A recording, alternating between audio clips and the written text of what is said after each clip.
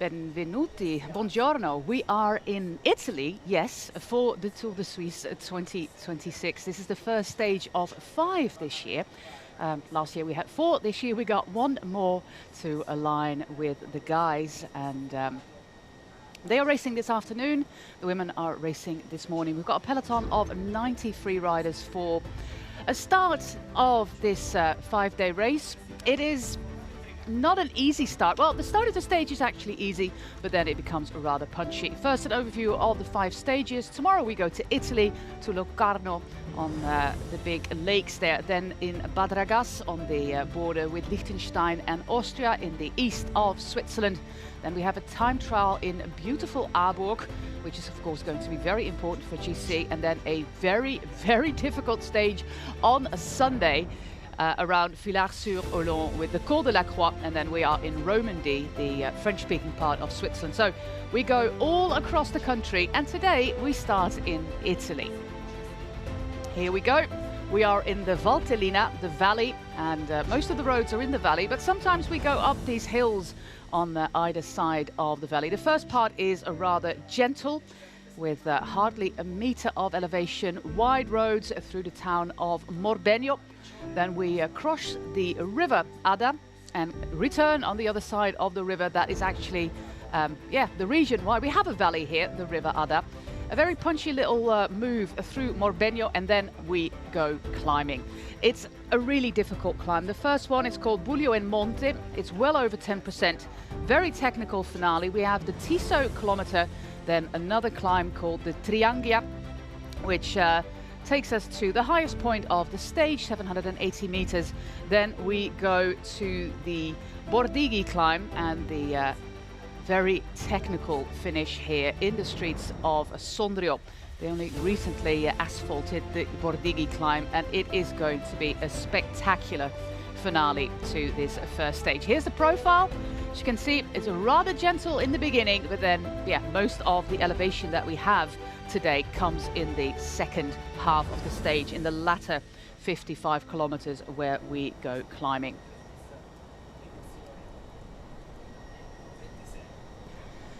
This is the Palmares. Marlen Royce is here, Lucinda Brandt is here. Sadly, Demi Vollering, she was scheduled to race here, but she decided last minute that she is going to train and prepare for the Tour de France Femmes avec Swift.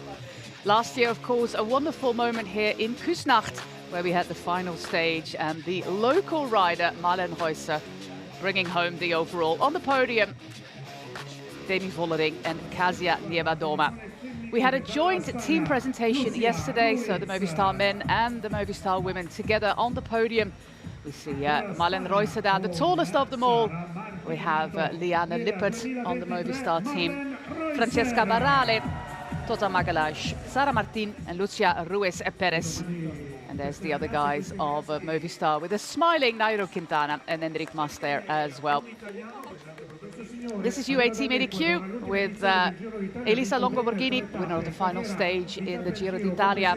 We have Febe Doris, Carlijn Swinkels, Maeve Squibon, and applause, of course, was there not only for her, but also for that guy there in the rainbow jersey. It wasn't the biggest applause of the day, and that actually went too much over the pool, believe me or not. These are the riders of Canyon SRAM. We ditched the Sonda Crypto. That is no longer an official sponsor of the team.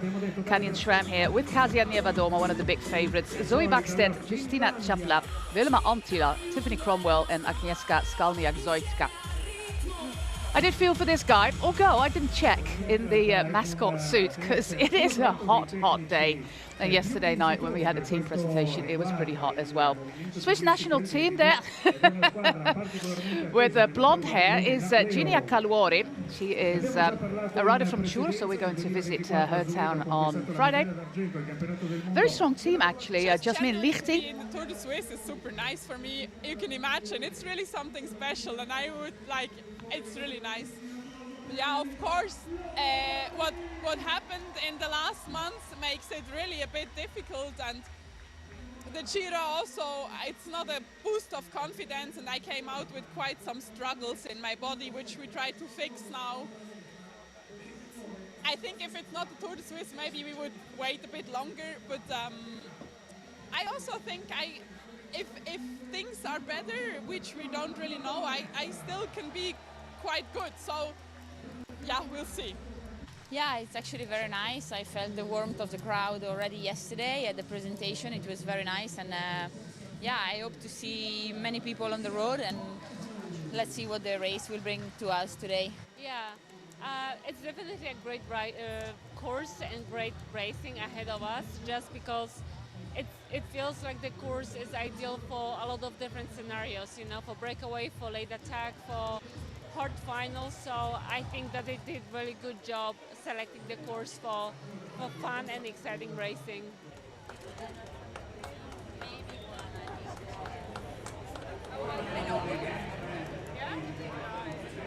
Dopo il termine della tappa ci sposteremo in piazza Garibaldi per la premiazione della vincitrice uscente. Siamo intanto a 2 minuti dalla partenza, abbiamo la vincitrice uscente.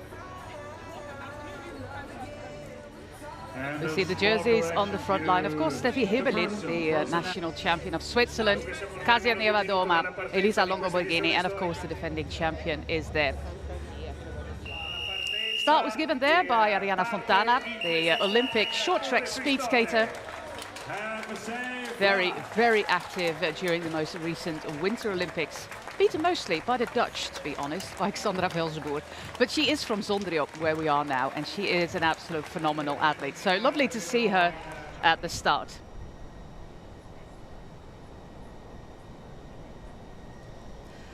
We have live images now with one lonely rider at the front, and that is a rider from Picnic Postenel. Her name, Daniela Hidzinova. One lone rider. We're riding through the valley roads. There she is. It's been very active with attacks straight from the start. But it's rather hard to get away. If we look at the weather report, it is very hot out here. It is approaching the 30 degrees Celsius, and the local time here in Italy, don't get me wrong, in Italy is 10:14 at the moment, 10:14 a.m., meaning that the riders had to get up really, really early, most around 6 a.m. for breakfast, because usually you have your breakfast about 3 hours before. Temperatures out here closing in on the 30 degrees Celsius, which is 86 Fahrenheit. And one lone leader. Her name is Daniela Hidzinova. She is part of the Picnic Postenel team, a team of 6 riders with Megan Adams, Ella Heremans, Juliana Lodonio, Audrey de Keersmaker and Becky Story. Hidzinova, 19 years young only, born in the Czech capital of Prague in 2007. We still got 70 kilometers to go, meaning that we are still on the flat roads for another 15, 16 kilometers.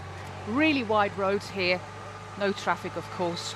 These are the 3 roads basically to the highway to Milan, which is about 100 kilometers to the south of where we are. This is the river Fiume in Italian, the river Adda, which is the reason why we have a valley here. It's called Valtellina, very well known for its wines. I saw lots of cows as well when I was out on the bike yesterday, but mostly the terraces. Mostly the terraces where you see a lot of vineyards, very small plots, making it hard to get your equipment up there. It does result in very special wines, because you have what the French call terroir, which is very, very local. So very small plots, which results in different qualities of the individual wines. We see 3 national champions side by side there. For the Movistar team, Sara Martin. For the FDJ Suez United, Francie Koch and Marie Lenette, the French champion also for FDJ Suez United. Quite a lot of national champions on the start line here. And a field, as I said, of 93 riders only. It's been a super, super busy part of the season with the classics. Shortly after we had all these races in Spain, then we had the Giro d'Italia, meaning that yeah, lots of riders are now at altitude mostly, or just taking a rest before the biggest goal of the season, and that is of course the Tour de France Femmes avec Swift that starts at the end of July.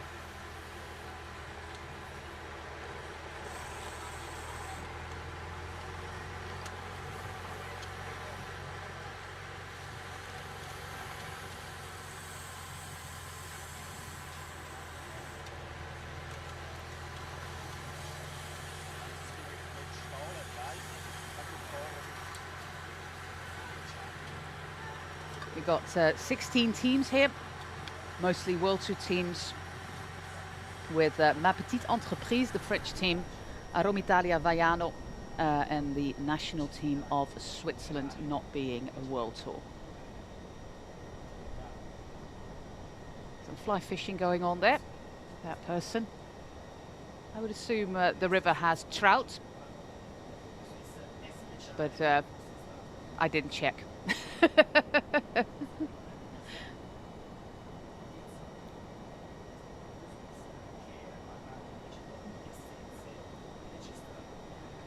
And there is our lone bird. Let's see if we can, oh, it's a little bit spooked there. Looks like a heron there. Grey heron, but if you know better, just let me know. My name is José Bain, by the way. Welcome to this coverage of the Tour de Suisse women.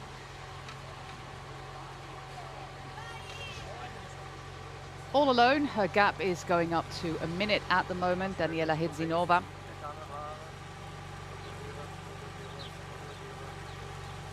We're approaching the feed zone at the moment. And that means that riders can also throw away some of the rubbish they're carrying with them. You can see some gels there. It's not allowed to do that anywhere outside the so-called green zone. In the feed zone will be important for hydration, water and carbs mix, and also the famous ice socks. They basically buy nylon pantyhose and stack them with ice cubes, and the riders put that in their neck, which is a place where a lot of veins come together, and it kind of cools you down because it is a hot day. It is actually getting hotter throughout the week, and the riders from the women's peloton, of course, they race in the morning, which makes it a little bit more bearable.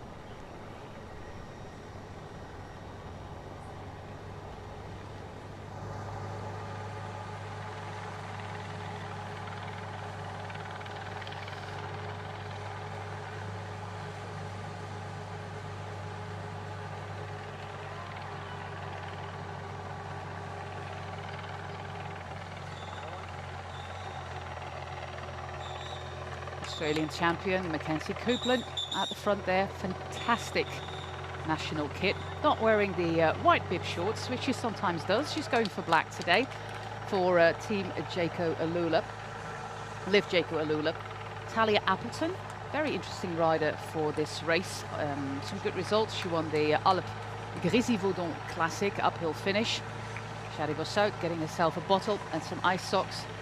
On the Liv Alula Jayco team, we also have Nadia Gontova, the Canadian rider, Letizia Paternoster, Ruby Roseman Gannon, and Josie Talbot. Not a team with an out-and-out GC favourite, although I would like to see Talia Appleton take a shot at that. It's a little bit more of an open race. Of course, Marlen Reusser is a big favourite. She, of course, had that setback, Marlen Reusser, earlier this year with the injury, where that crash in the Tour of Flanders, we all remember that, where she broke some vertebrae. And she's still coming back from that. She's building on her form. We already saw some very good things in Giro d'Italia, although when the pace was really punchy uphill and the climbs were a little bit longer, she was behind the group of favourites, but still on the Colle delle Finestre, a respectable 6th place. All in all, 13 on GC was Marlen Reusser, especially losing much of her time on that final day. That stage that was won by Elisa Longoborghini.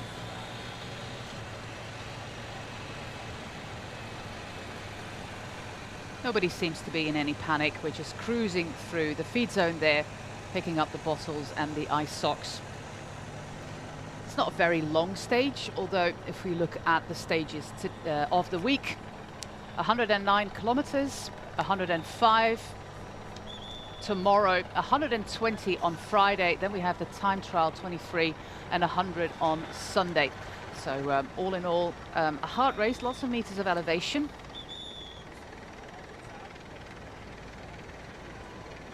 But not super long stages.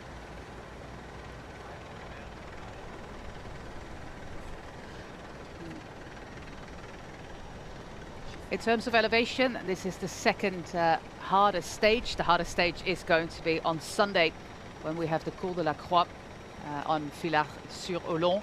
That is 2,800 meters of elevation in just 100 kilometers of racing. Today we've got 1,653 meters of elevation in 109 kilometers of racing, but they're all condensed in the final 55 kilometers. When we cross the River Adda, after we cross the town of Morbeño, we're now making our way to Morbeño. That's where all the climbing is condensed. So it is a really punchy final, and it is going to be rather spectacular. So please stay with us here, because I promise you this is going to be an open race. Marlen Reusser, I was saying, of course she is the big favorite, but she's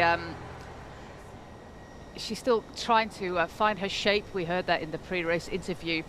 Hasn't been able to do much of the training that she would have liked because of broken vertebrae, but she gets better every day.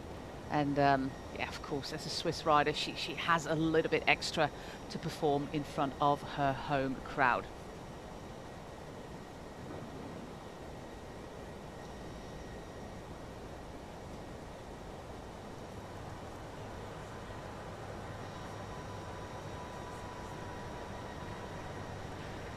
I wrote this course yesterday, and the great thing is, you can see it from this shot, they have a rather wonderful bike path alongside the River Adda, which makes it a lot safer to do riding, because yeah, these roads, they are wide, but I didn't feel particularly safe with the riders, with the drivers here in Italy. So it's fantastic. They really invested a lot in the bike paths along this river. So I really recommend you taking your bike here and just follow the River Adda, which runs through the entire valley here, the Valtellina.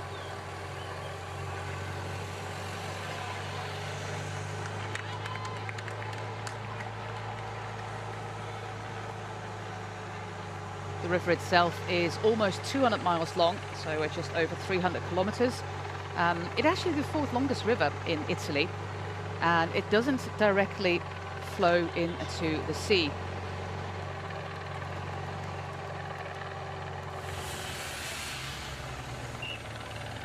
Unlike unlike main rivers here, of course.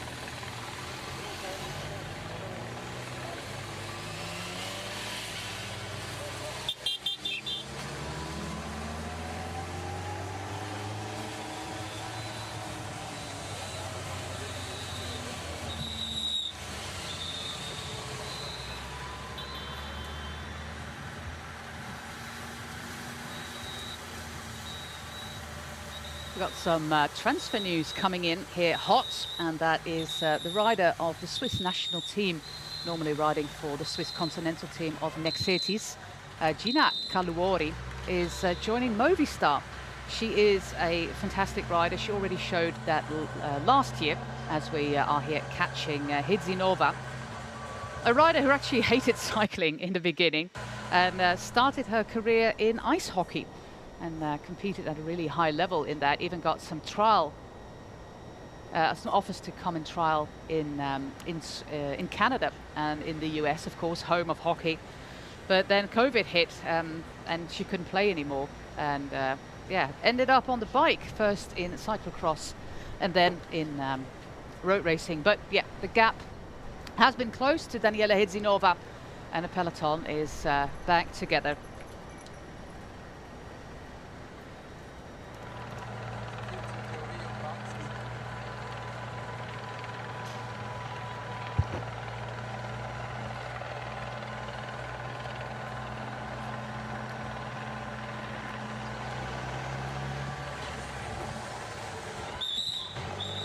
Oh, big bump here.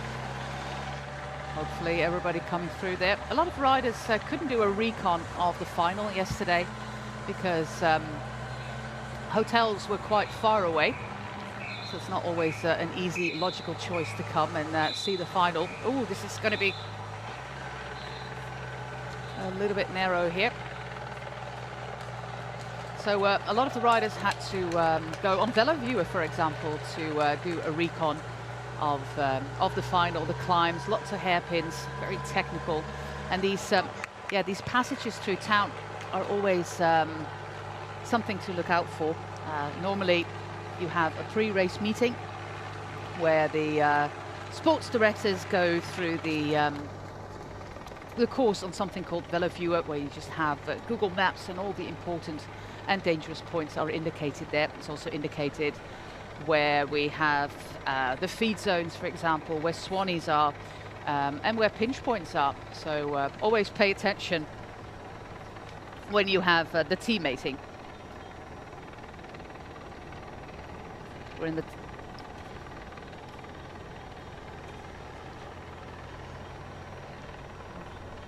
This is the town of Talamona, where we just passed through.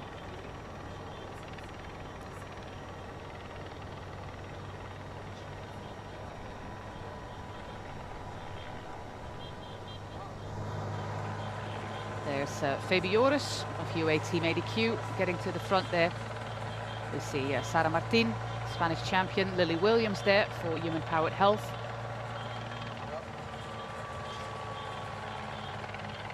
Giving something to a person on the side of the road. Lily Williams, of course, an absolute powerhouse of a rider.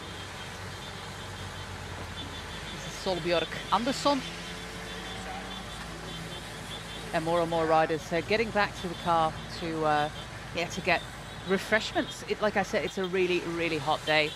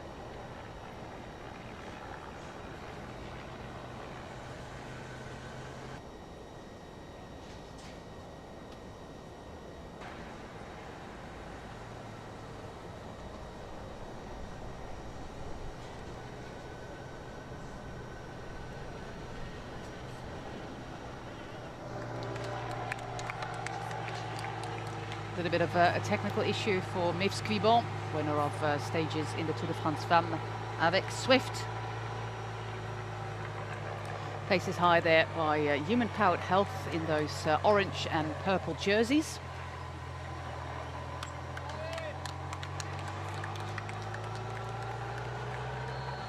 We spot the French national champion at the front there with Marie Lenette.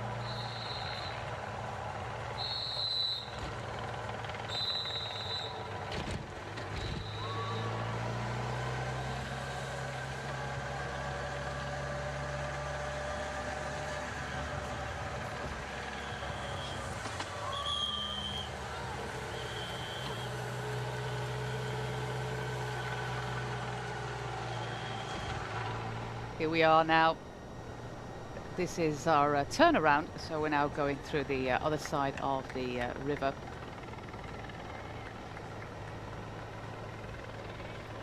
It's a little bit of an unpredictable race this year, unlike the men, where they have an absolute top favorite in Tadej Pogačar, who came to the team presentation yesterday, flanked by a huge bodyguard,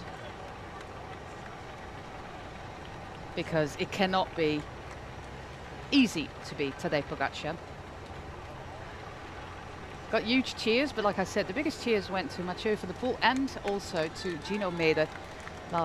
Yesterday, it was the day that he died on the 16th of June 2023, and of course his team, Bahrain Victorious, are still honouring him, and the Tour of Switzerland, the race in which he had his tragic accident, are also still honouring him. So it was good that his name is still out there.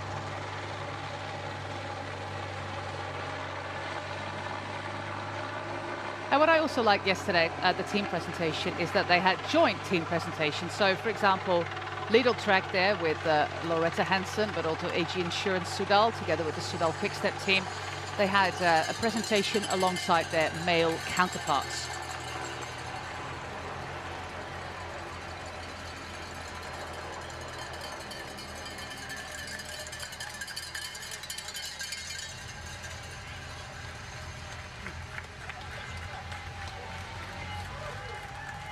Daniele Hitzinova at the back of the bunch, already in trouble. This is a tricky passage through Morbeño.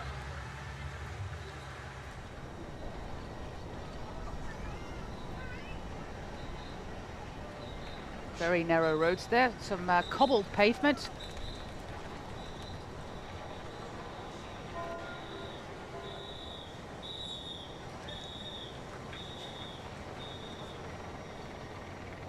And if we look at the profile,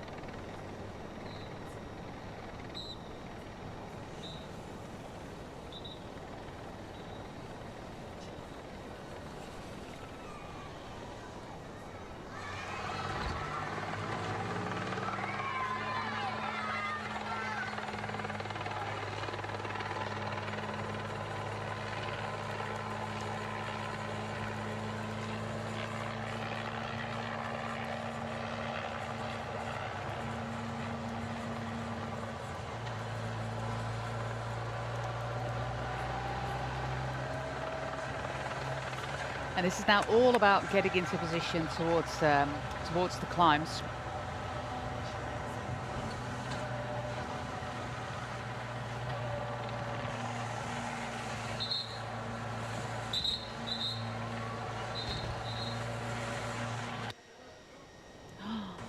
Well, if you are a little bit more courageous than I am, this might be a thing on your calendar for your next holiday here in the Valtellina.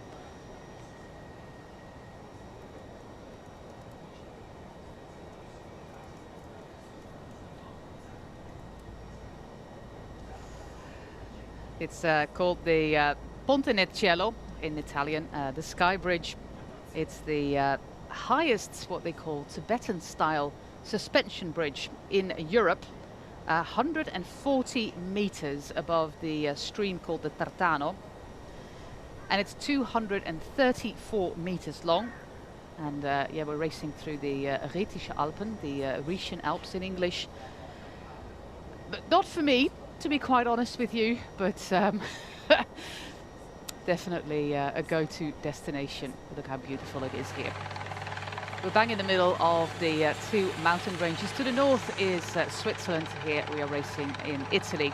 And the valley itself, like I said, is quite long. And it also takes quite a long time to actually get out of the valley.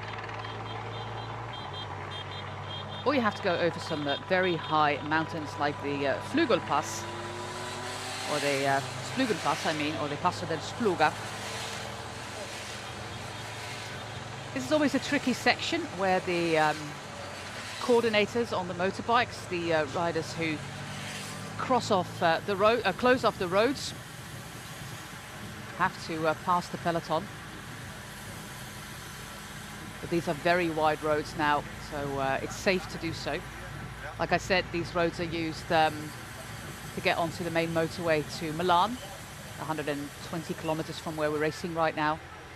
And there is the sign of Valtellina. To the right you have a helicopter port, actually. So if you want to travel to the Sky Bridge by helicopter, please do so.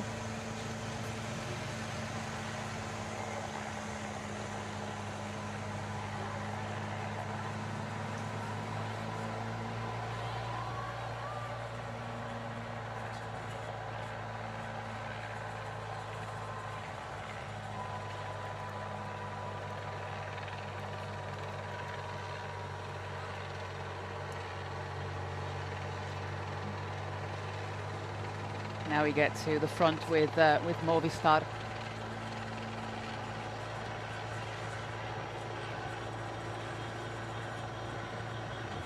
We spot Tiffany Cromwell there for the Canyon SRAM team, a rider with such a wealth of experience. Doing a lot of gravel these days is Tiffany Cromwell. We'll be very happy, of course, to have the World Gravel Championships in Australia. Must be one of the riders who's favourite there for a podium position.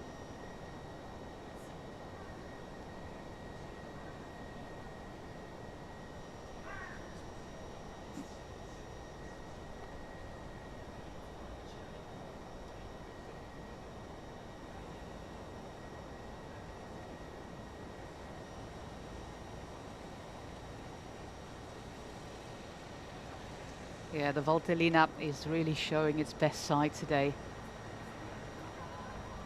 And look at the speed of that bunch at the moment. We cruised through the feed zone. Everybody got their bottles and their ice socks. And now we are making our way to the first important point of the day, the first climb.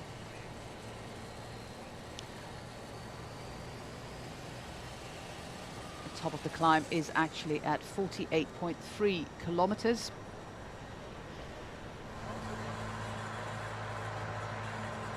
And it's 3 kilometers long, which means that we got 4 kilometers to go, and it's all about positioning. We get off the main road and then turn left, and then the gradients hit the 10-12% straight away. So we'll see the first whittling down of the peloton, so to say. And the riders we see at the front right now, for example, Zoe Backstead, Lily Williams, are there to set a really high pace to make sure that their captains, their main leaders, are in the best possible position to get to the front for that climb. Caroline Swinkels here at the back. That is not an ideal place to be.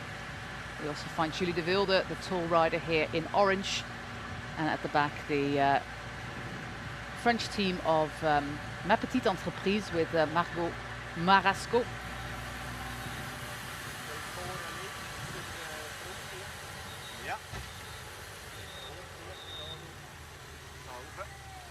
Over the river again.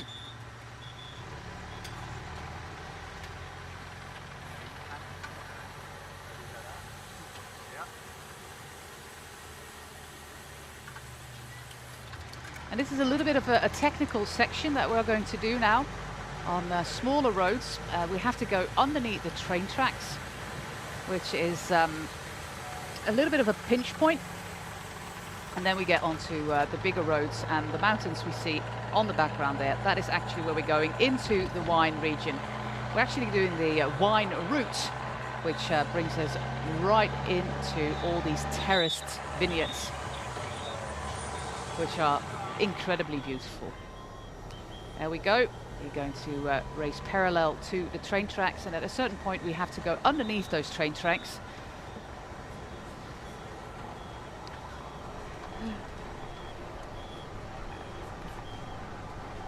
And I wondered yesterday when I was riding here on my bike how they are going to do that with the team cars, because it's quite a low passage. It's a little bit technical, or quite technical actually, but people, well, the riders will have seen that on the Velo Viewer in their preview of the race. We have to end up on the road there on the other side, into the town of Pedemonte, which means foot of the climb actually. A little bit of rough surface here.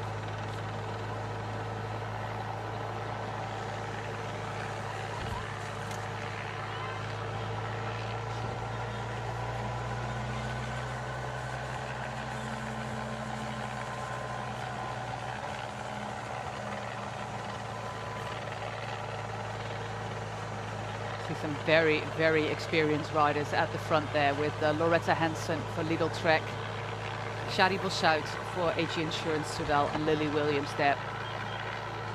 Riders who know the ropes of pro racing, making sure their leaders are comfortable and safe.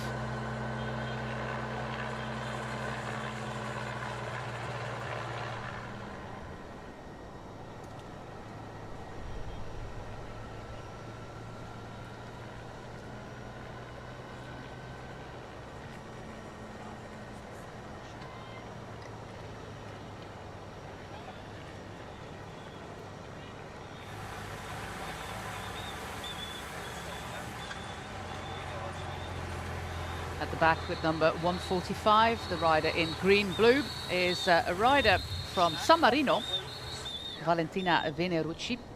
This is that passage underneath the railway. It's going to be a tight squeeze there for the team cars. But it's about 3 meters 40 height, so it should be possible. Some cars, for example, I think the Cadillacs that EF Education uses are a little bit higher, so there might be a detour there for those ones. But we're now on the main road, safe and sound. This is the last moment that you can really move up to get yourself in a good position.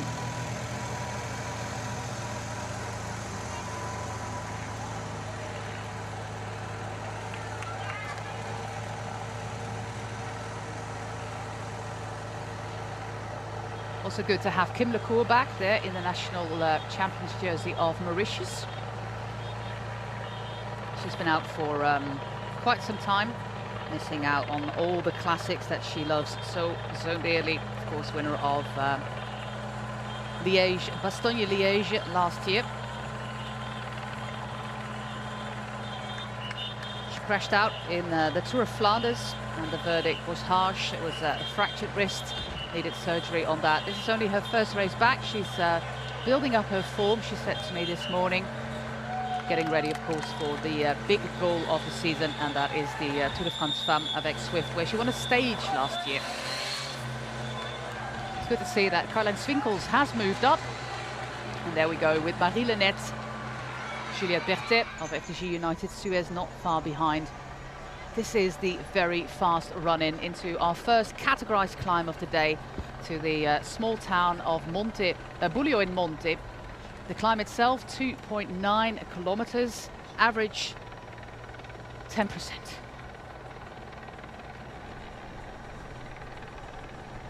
There's hardly a sector on that climb where it drops below the 10%. It's quite hard straight from the start with the first kilometer already at 11.5%. And as I said, we're halfway into the stage right now, over halfway actually. We're 58 kilometers into the race.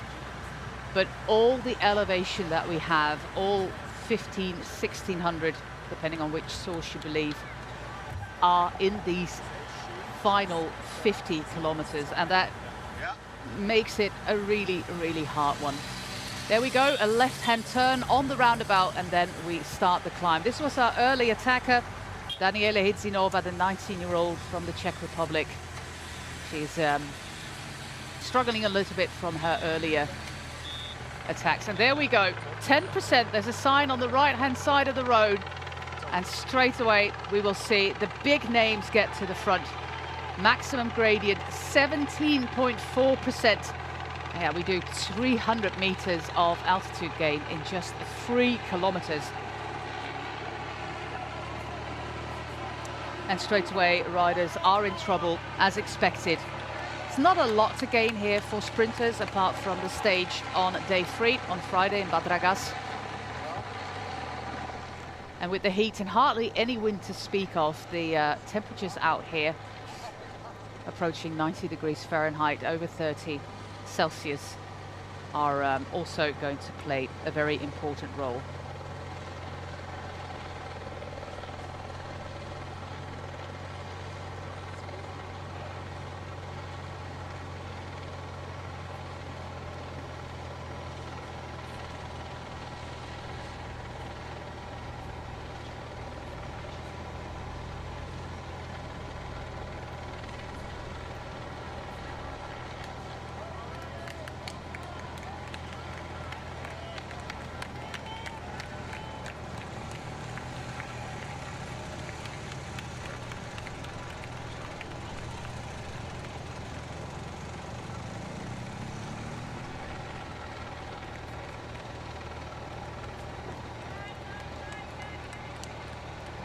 This is all about pacing yourself.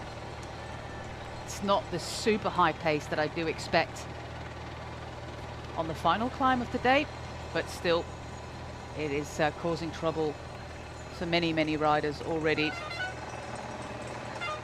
Oh, this is the smallest gear that she has. Becky Story, but already in a lot of trouble. Same goes for Lucia Brillante, Julie de Wilde, sprinter type. I'll tell you in all honesty, I didn't do this climb. This is way too hard for my talent.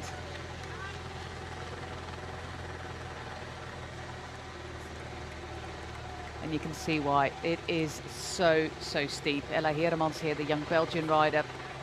We also have Annika Lina, Swiss rider there. It's a constant 10, 11, 12% up here. Petra Zanko, Hungarian rider there in the green and bluish colors.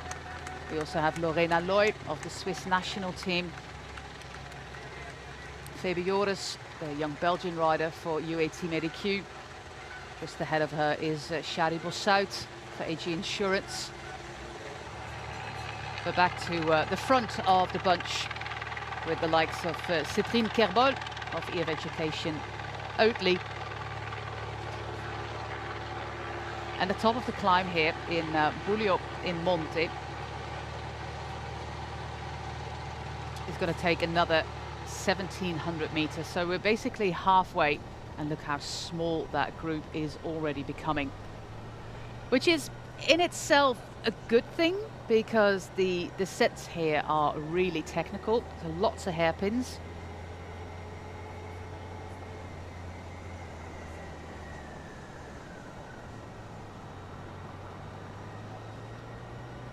So reducing the size of the group there is in itself not as bad.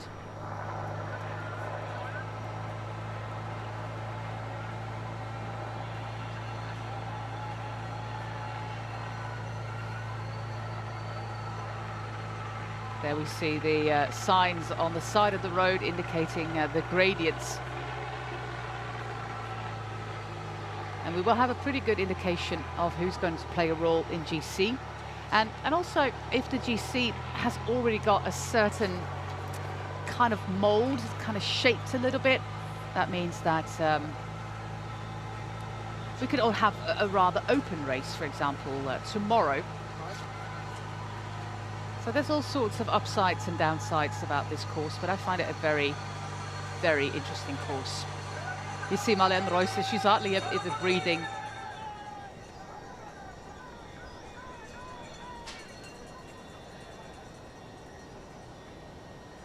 She's riding at the front there with Barali.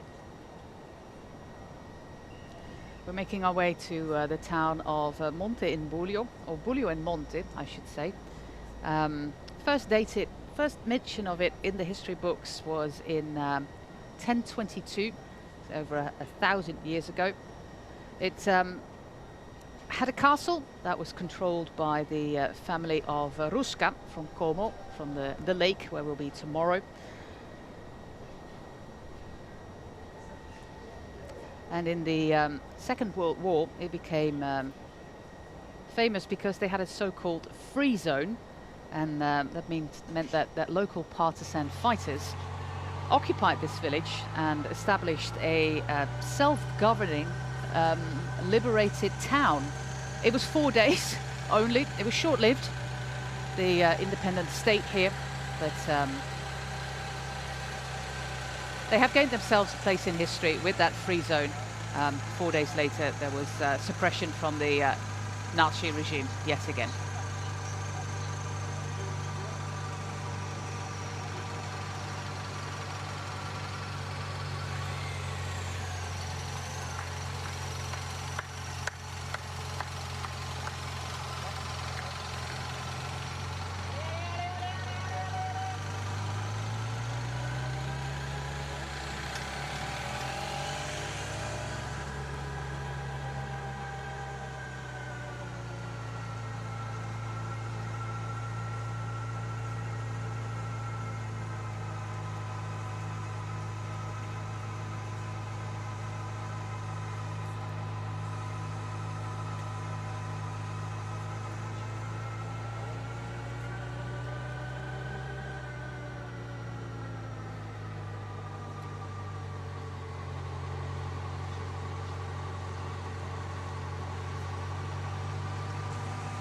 beautiful national jersey there of Elisa Longo-Borghini, very visible. The duo of AG Insurance there with Kim Lecour and Urška Sigart. Absolutely candidate here for the GC top 5, top 10.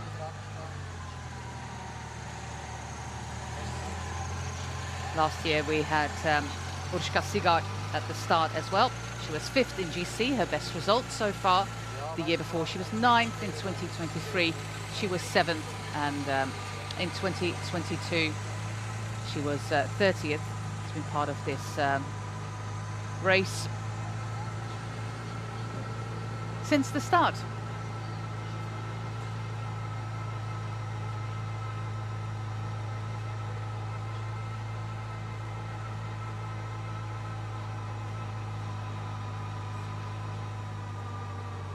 Juliette Berthet there with the white helmet and the dark blue jersey of FDJ Suez United.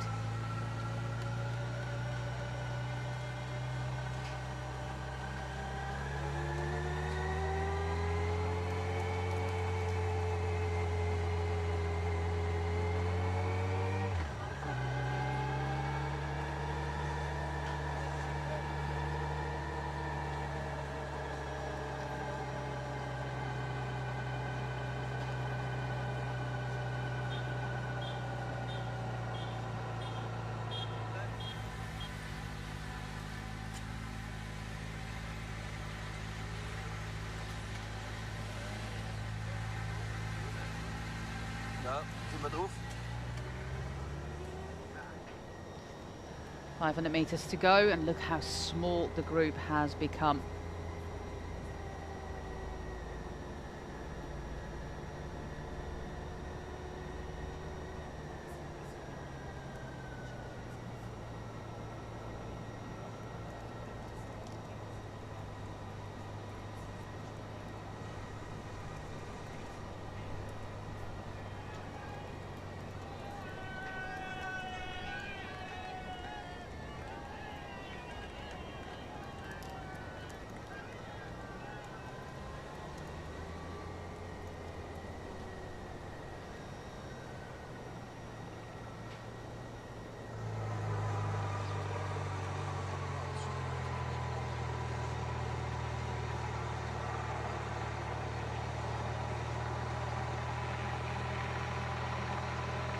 Let's see who will be interested in getting those points for the Queen of the Mountains classification. Got 4 jerseys here. Of course, the yellow leaders jersey. We got a points jersey, a Queen of the Mountains jersey, and a best young rider classification.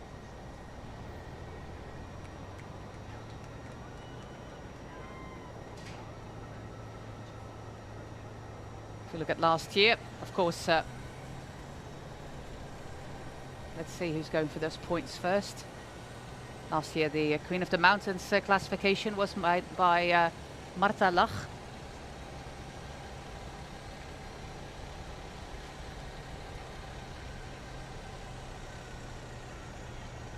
Ahead of Sarah Gigante and Karina Schrempf. Gigante, who's sadly still out after that fractured femur last year. Another setback for Sarah when she announced that she's going to have surgery yet again on that femur. There we go, let's see. There's the line. Who's interested in those points? It looks like it is Steffi Heberlin picking up the points, the Swiss national champion.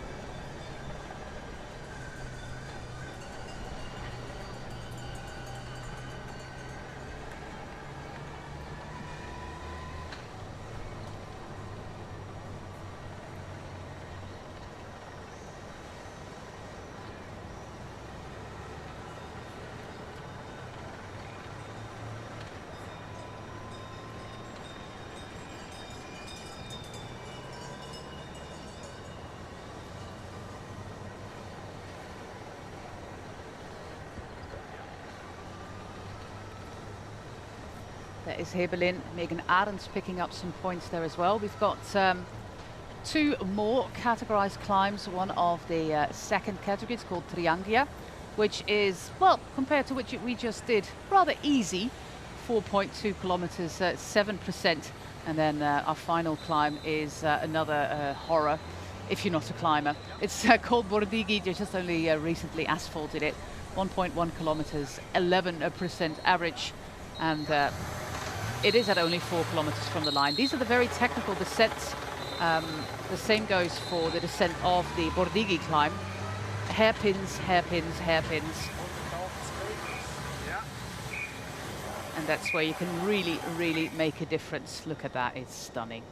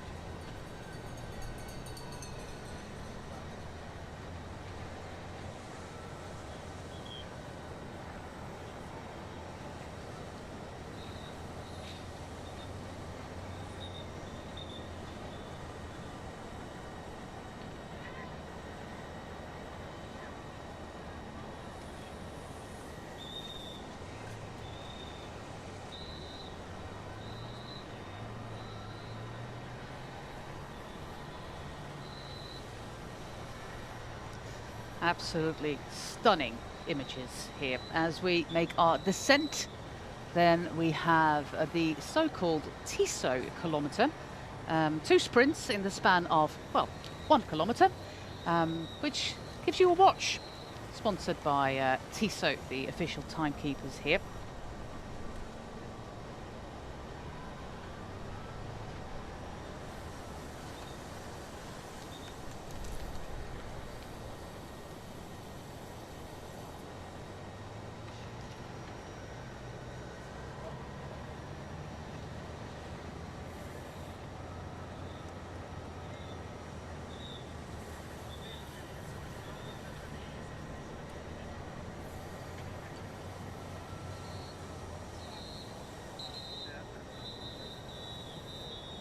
Look at the gaps between all the riders here on this descent, this hairpin after hairpin, tornante in Italian. And we hardly have a kilometre of flat roads left. What is coming up now, basically after the final corner of our descent, is the final 3-4 kilometers of flat surface, and then when we have our intermediate sprint in Piateda, which is at 8 kilometers from the line, there is another, well, more or less 1 kilometer of flat surface left for the riders to enjoy. But for the rest of it, it's up and down for the next 44.4 kilometers.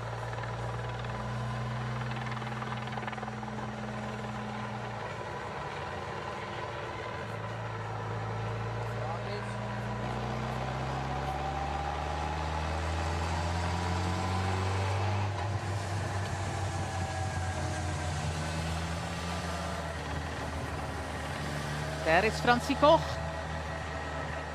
the Paris-Roubaix winner, on the attack right now. She was already racing last weekend in Tour de Pyrénées, where she was very important for her teammates, with Berthet on the podium there, third on GC. A race that was won by Paola Blasi, ahead of Domenica Vlodarczyk, and it featured the Tourmalet.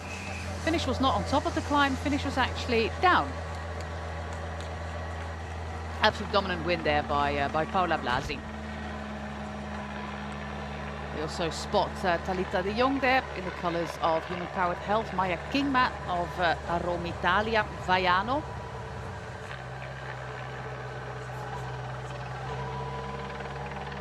This is an interesting move. Like I said, this is one of the last stretches of more or less flat roads that the riders can enjoy before we start climbing again. And we've got that Tissot kilometre as well.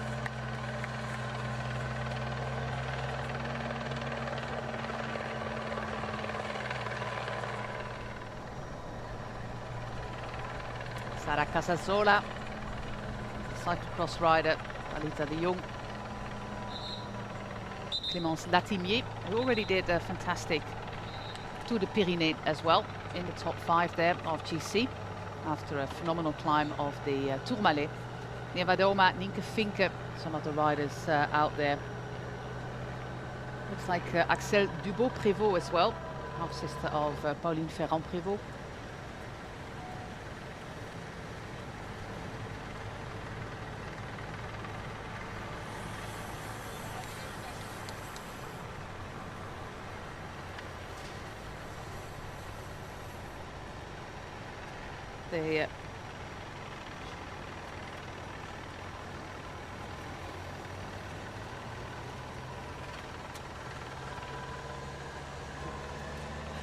Now we have Caroline Swinkels on the attack, together with Jasmin Lichty. Ushka Sigard up there as well. Fantastic riding, by the way, by Zoe Beckstedt in 4th position there. Some great form there by Zoe, that's for sure. Fantastic power there in the legs for Zoe Beckstedt, who does a mean time trial as well, and is not the lightest of super climbers, so having her out here alongside the likes of Francie Koch is a great ride by Zoe.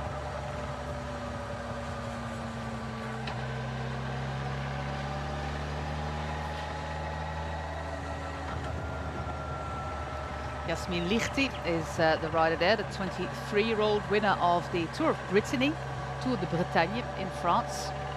That was only 2 weeks ago, so a rider on grand form. Won the time trial there. Is the KOM, or the QOM I should say. Steffi Hibbelin picking up 6 points ahead of Megan Arends, Elisa Longo-Borghini, Femke de Vries and Marlene Royse.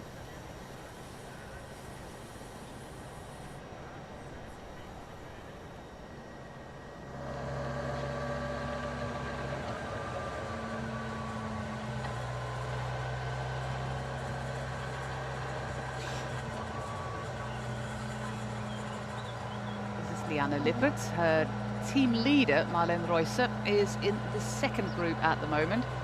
You can see that both Swinkels and de Jong, the 2 riders at the tail end of this group, are on the to the team management, to the sports director, what we're going to do.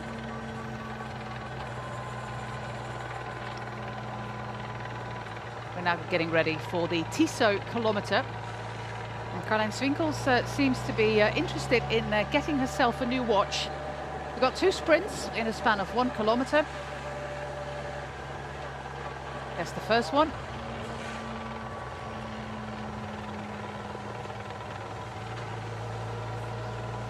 The group is not really that far back, as you can see from behind.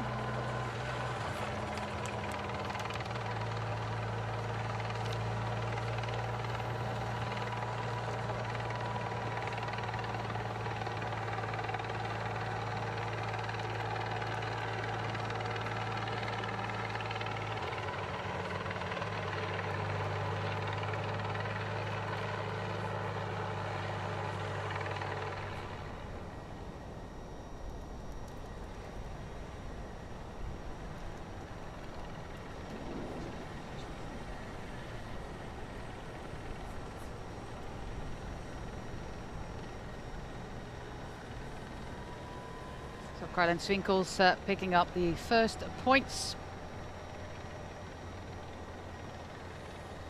And there is that second sprint for the Tissot kilometer. Let's see if Swinkels is going for another.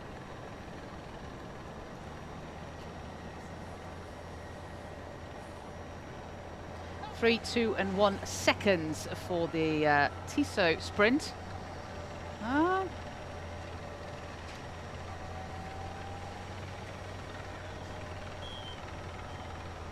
It would be interesting to have a little view of the second group, where we find both Longo Borghini, Malen Reusser, but also Elisa Longo Borghini. There we go.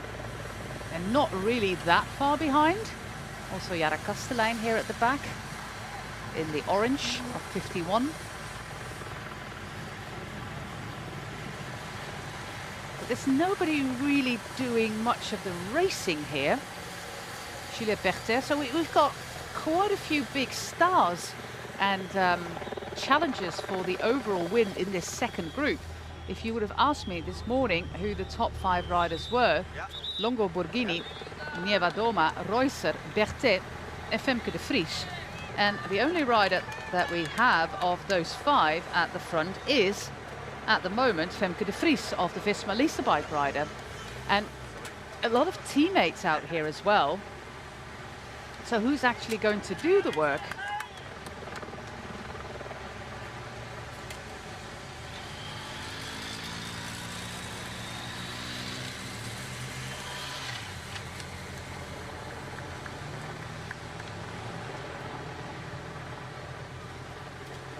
So far, nobody seems to be doing a lot of the work. Well, yeah, one rider up there for Movistar. Liane Lippert, of course, is a very interesting rider in that first group. But Francesca Barale sets herself to the front. There's 3 riders here for Movistar, meaning that Liane Lippert, who is in that front group, is not going to do any work.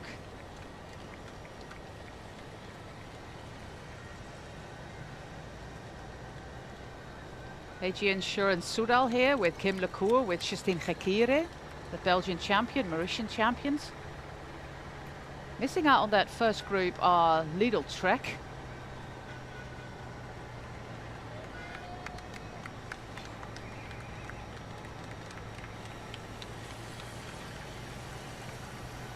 But we're making our way to our next climb of the day. Like I said, it's called Triangia. It's not a very hard climb. Top of the climb is at 27.7 kilometers. The climb itself is 4, so meaning that we have 6 kilometers to go. There's one rider in between at the moment. That is Megan Adams of Picnic Postenel. But this is that second group right now. Oh, the first group, I mean, with Femke de Vries. Visma Lease Bike only starting with 4 riders.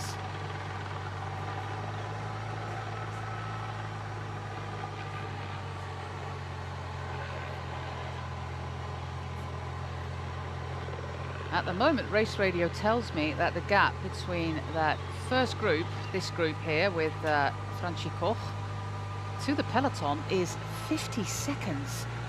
Of course, there's still around 900 meters of elevation to go. It's still a tough final.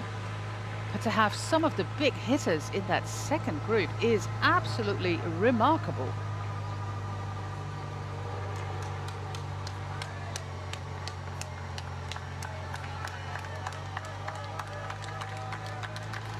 And this is what you get when you have a race.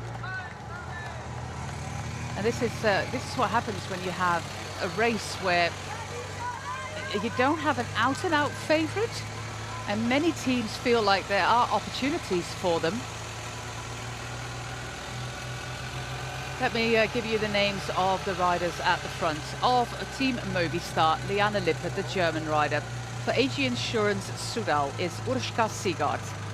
We have Lauren Dixon out there for FDG United Suez. Francie Koch of FDG United Suez. Sarah Casasola of Phoenix de Koning. Talita de Jong of Human Powered Health. Ricarda Bauernfeind is mentioned of Lidl Trek, but I don't think I see her. Nienke Vinke for SD Works. Femke de Vries for Wisma Lease by Carlijn Swinkels. I don't think I saw her up there. I think we'll have to wait for a little bit of an update, because this list that I get here is not really accurate. I'm sorry for that.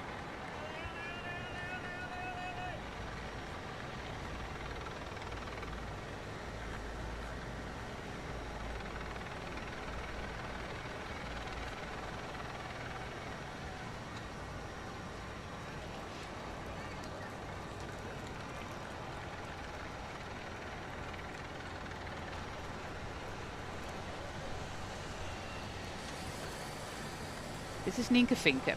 In the yellow, we have Femke de Vries.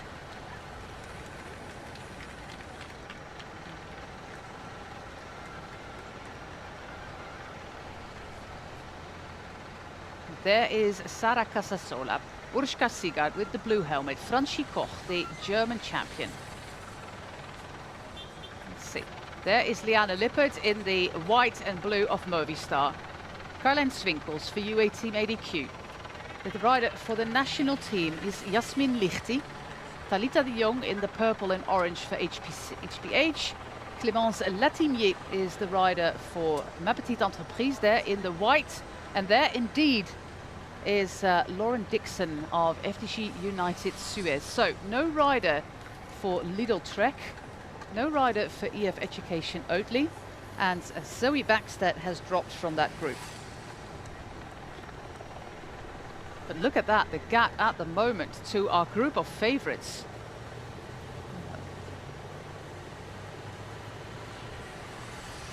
That is a sizable gap. I find it amazing moment here where we have our biggest favorites in that group.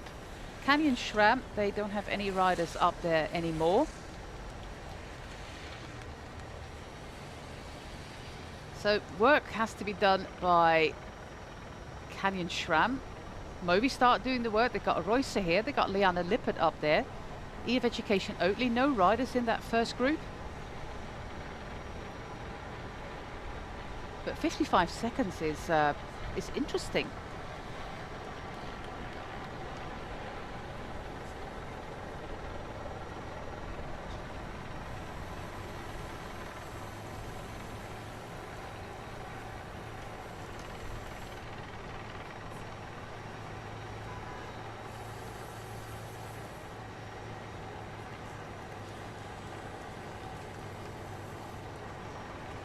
We've got one rider still in between, that is Zoe Backstedt. Well, this group doesn't really give across any vibes of grand panic.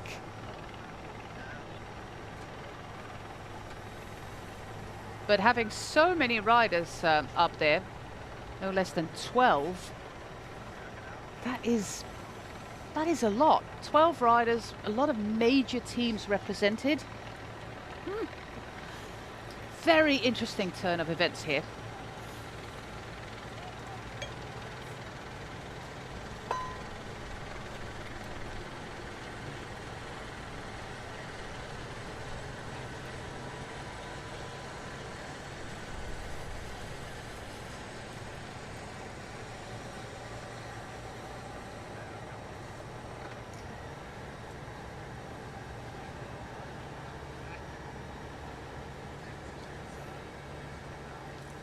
This is still Zoe Backstedt, who's part of that breakaway. Maybe she's been called back to go help out with Kasia Nievadoma.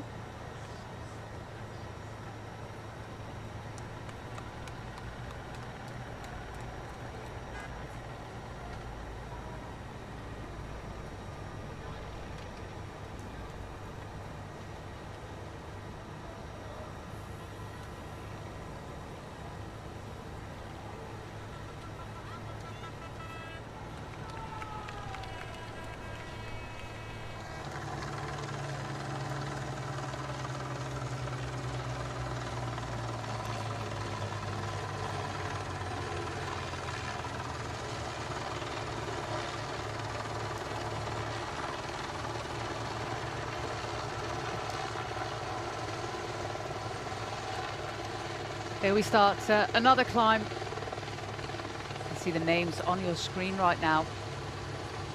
Ushka Sigard, a very, very constant form for her throughout the season already. There was a 6th place in the Vuelta. There was an 8th place in the Giro.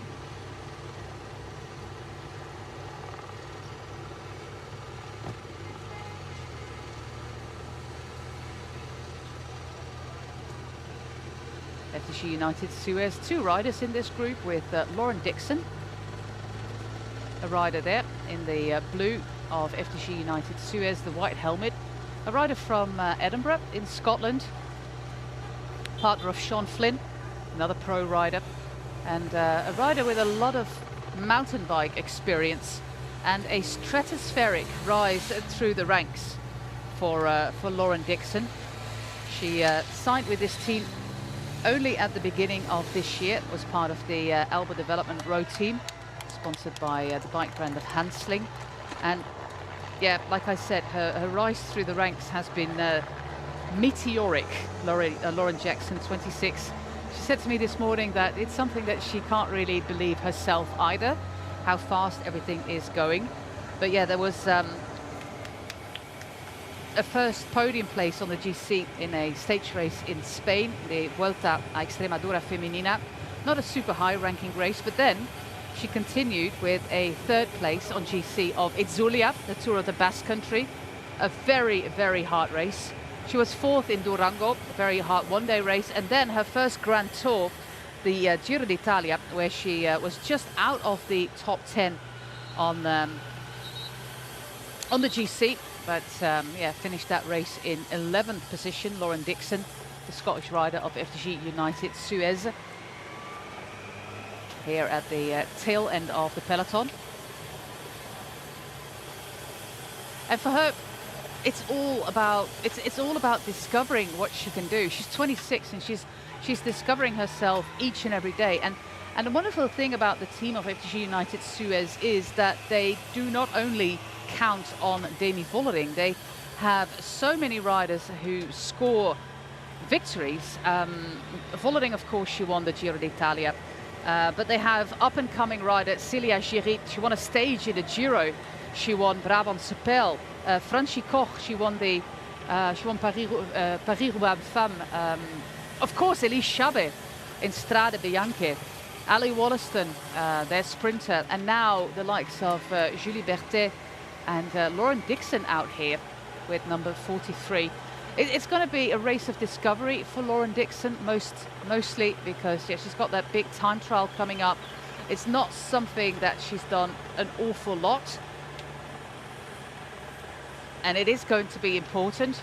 But the peloton is still holding at around a minute. It is a long time trial, 23, 24 kilometers.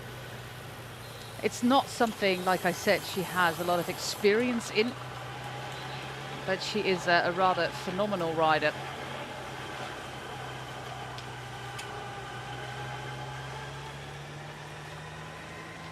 And especially with that final descent down the Via Inferno, as it's called, the roadway to hell,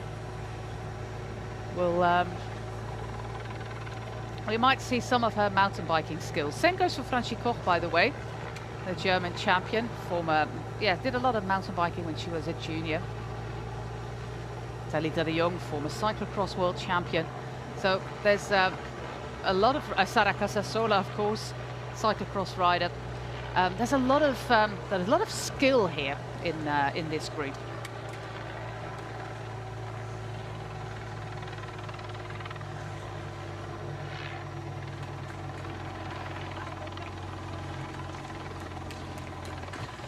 We're just about to start the second categorized climb of the day.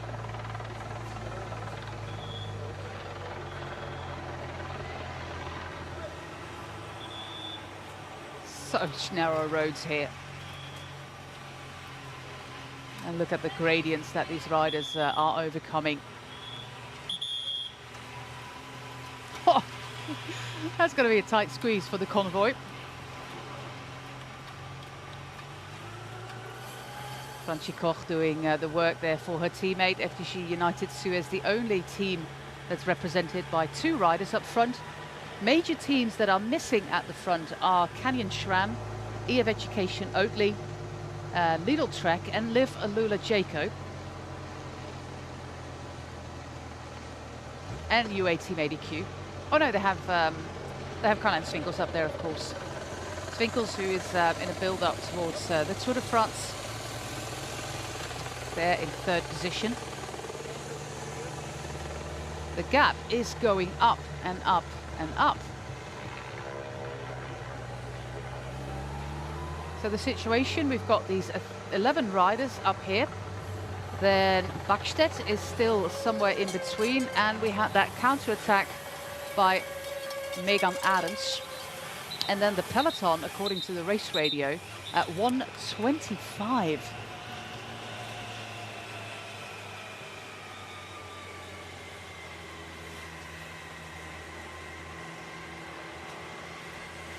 Here we go, Triangia, 4.1 kilometers, average, yeah, a gentle 7.2%, especially if you compare it with the last one that we did in Buglio and Monte. But yeah, it's steep at the start. The 9% are at the start here.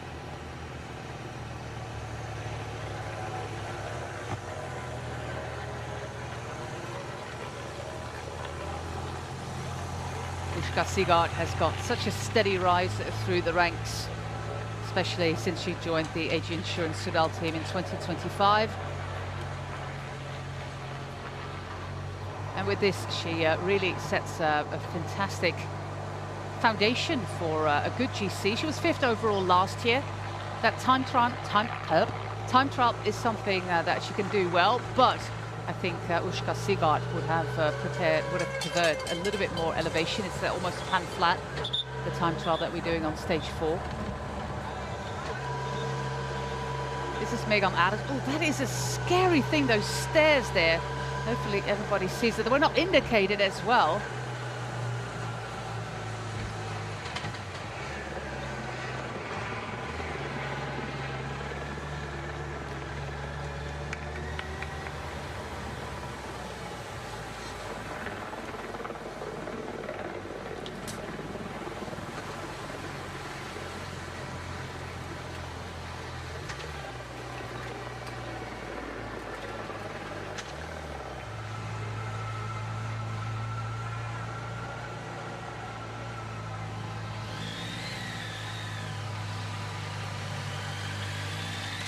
Here is Zoe Bakstedt back in that peloton, helping with Kasia Nievadoma.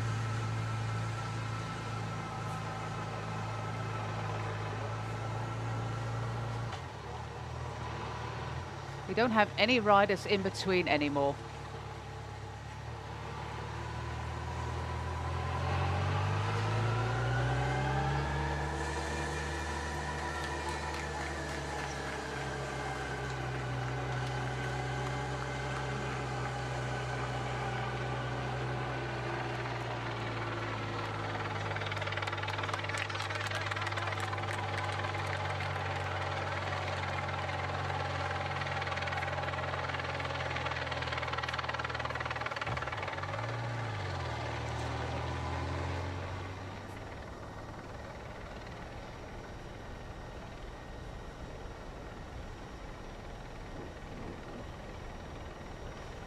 There is 3 riders there for Movistar, but they have Leander Lippert up there. So what is going to be the game plan I do wonder if this is 1 minute 13, by the way. It seems a little bit exaggerated. Of course, we're uphill, so it might be a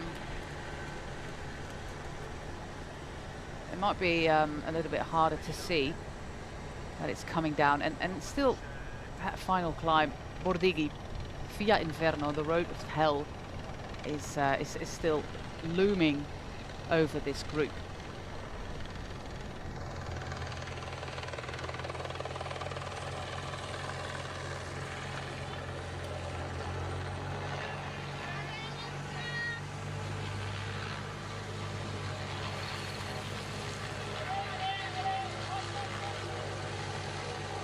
Steady pace here by Sigard.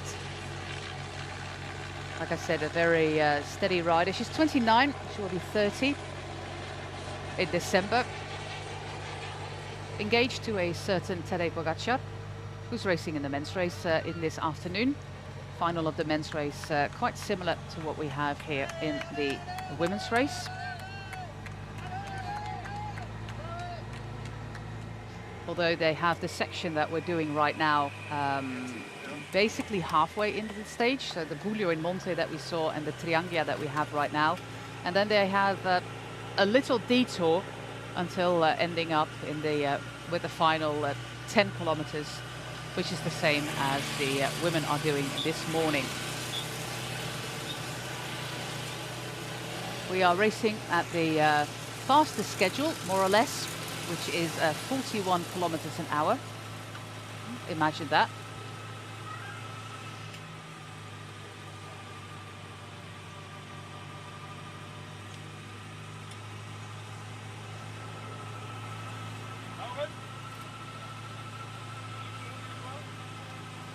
Very small gear here for Lauren Dixon, who gets some bottles from the car. DS Lars Boom, former cyclocross world champion himself. And there goes Urška Sigard again, alongside Sara Casasola and Nienke Vinke. Femke de Vries there in yellow. She really's got the wonder legs today, Urška Sigard, that's for sure. Like I said, a very regular rider altogether, but not a rider who wins an awful lot of things. The 6 wins that she has in her career, 4 of them are national titles, 4 in the time trial, 1 on the road, and the only road stage, so the only race that's not a national championships that she won was all the way back in 2021 when she won the final stage of the Vuelta Valenciana. But she is really, really showing some good signs here, as our group is slowly falling apart due to the tempo made by Urška Sigard. Femke de Vries close behind in yellow, and also Lauren Dixon is moving up now, together with Sara Casasola. Nienke Vinke of SD Works Pro Time is dropping back, and all the way at the back of the group we have Jasmin Lichty, Francie Koch, this is Caroline Swinkels.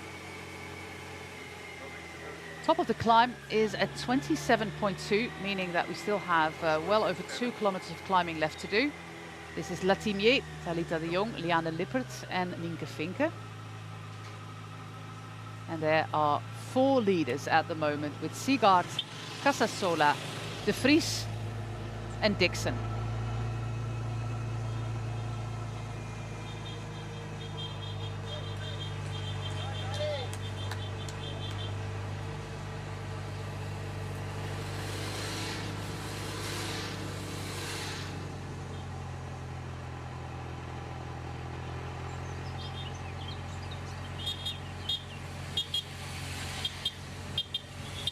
Femke de Vries, the 32-year-old, living in the town of Nijmegen, studied medicine, just like Marlene Reusser, graduated and is really rising through the ranks fast with a 6th place in the Giro d'Italia.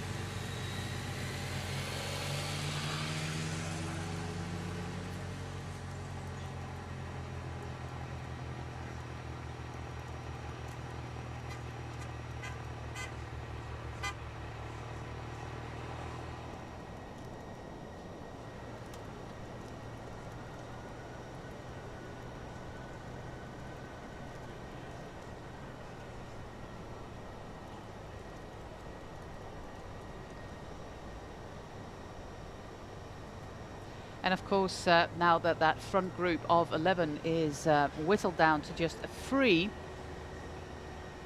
that also changes the entire dynamics of the race, because a group of 11 is a far more dangerous situation for the peloton, where we see those 3 riders of Movistar alongside Reusser, than having 3 riders in the lead. 3. We lost one of the 3. That is Casasola, who's now gone from the front. Bottle for Ushka Sigart from the neutral service.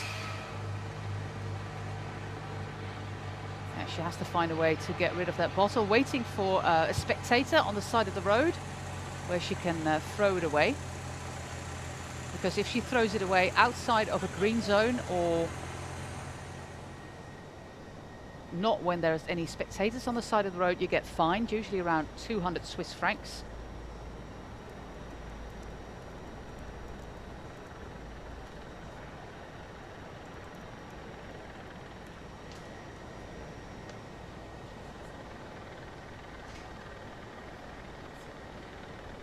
And that means that, as expected, everything seems to come down to a phenomenal showdown, fireworks on the Bordigi climb.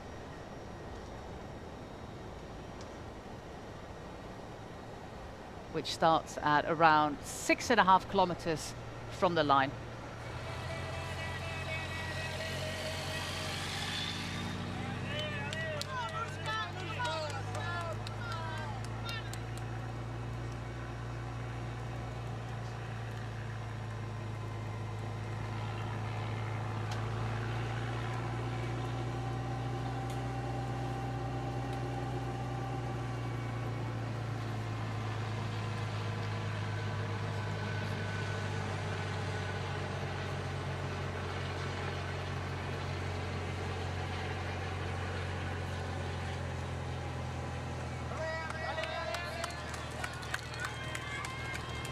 Femke de Vries picked up 2 points in the first QOM of the day. Longo Borghini, Arends and Hebelin were ahead of her, but they're not around anymore. So if she manages to pick the 6 points here on this climb, she goes into the virtual lead of the Queen of the Mountains competition.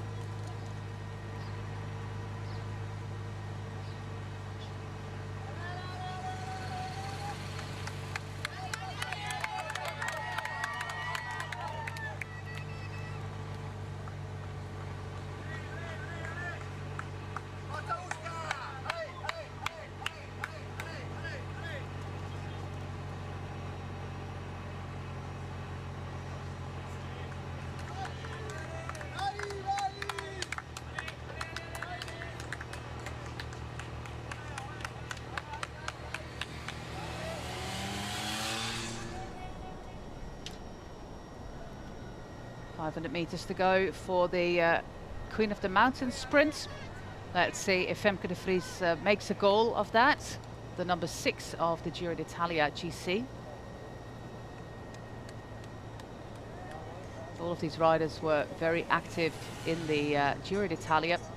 Dixon just outside of the top 10, but Sigard and Femke de Vries well inside the top 10. She said to me this morning, Femke de Vries, that she was really proud on how the women's peloton put on a show in the Giro d'Italia, and that she hoped that this Tour de Suisse would also be a great advertisement for women's racing, which it is. It looks like she has a little bit of a discussion there with Sigard. So those points maybe helping out at the front. There we go, sprint is coming up. 6 points there for the first rider across the line. There's the line. Is Femke de Vries going for those points? She's got 2 already. Yes, she is. Meaning that she is going into the virtual lead of the Queen of the Mountains competition with 8 points now. Dixon and Sigard didn't have any points just yet. 5 and 4 for them. Gap to the peloton at the moment, 1:33. If this really stands, 27 kilometers to go, this is a fantastic coup by these 3 riders.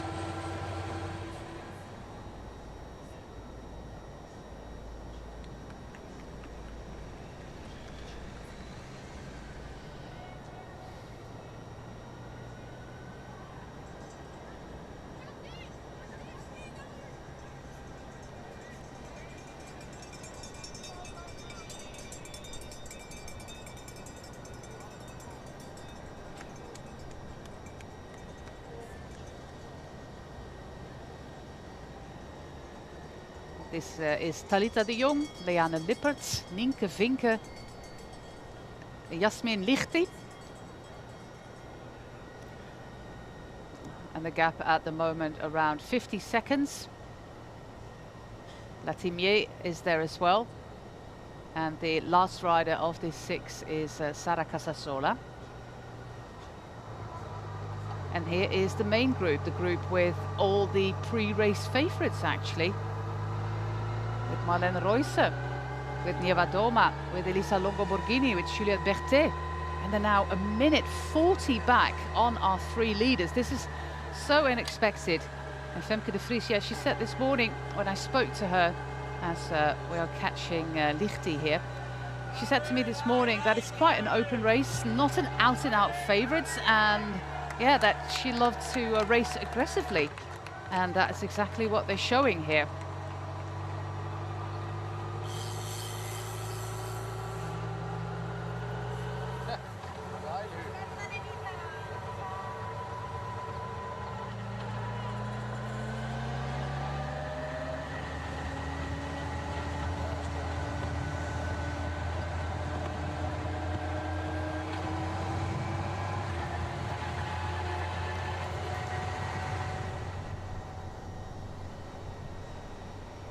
This descent is a lot less technical than the one we did before after the Bullioen Monte.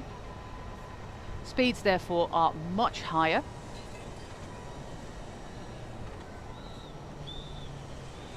As you can see, the hairpins themselves are a lot further apart, so you can really let the brakes go in between. These are the 6 chasers. I just gave you the names already. But I find it such a remarkable scenario that we're looking at with all these big names in the peloton. And that gap is going up and up. And the images that we see is that only Movistar are doing some work and they're just not closing the gap.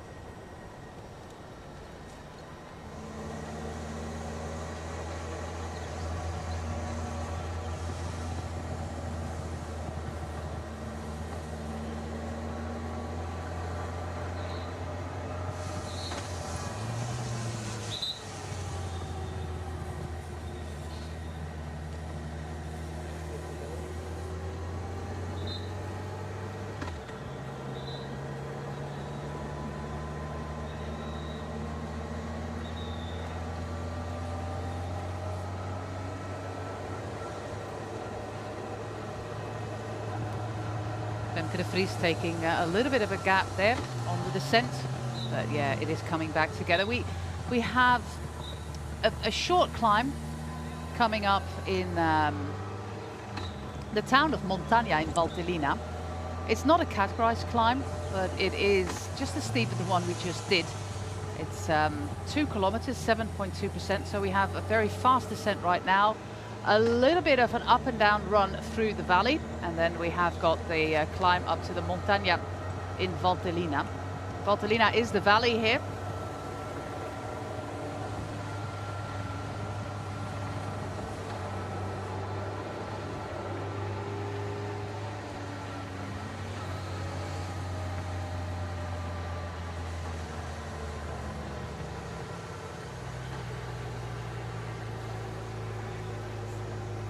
Looks like Ushka Sigard is a little bit further behind. She's not the star descender of the pro peloton. We already know that. She knows that as well.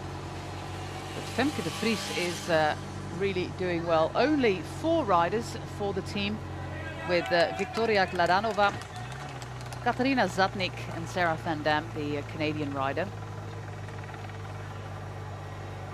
There's Sigard. She will make her way back to this group, that's for sure. I think it's a good idea if they stay together. Time for some carbs. A gel here for Femke de Vries. graduated doctor, as I said. And she's 32, mind you, and this is her breakthrough season. Shows you that you're never too old to really follow your dreams. It's Lauren Dixon, also a late starter, although 26, spring chicken. And that's the great thing about the women's peloton. Of course, we've got very young talent coming through the ranks. But also, if you're a later starter, especially now that you can actually get yourself a livable wage in this sport, you can, yeah, more and more riders have the opportunity to really make a career out of cycling. And you see riders who are a little bit further on, not the 18, 19, 20-year-olds, going for it. And I find that fantastic. We've got so many stories here in the pro peloton. We just passed the so-called wine hotel. And you can imagine why. This is a wine region, although this is the place where you don't see the vineyards on this shot, but we'll see more and more of those when we get closer to the so-called Via Inferno.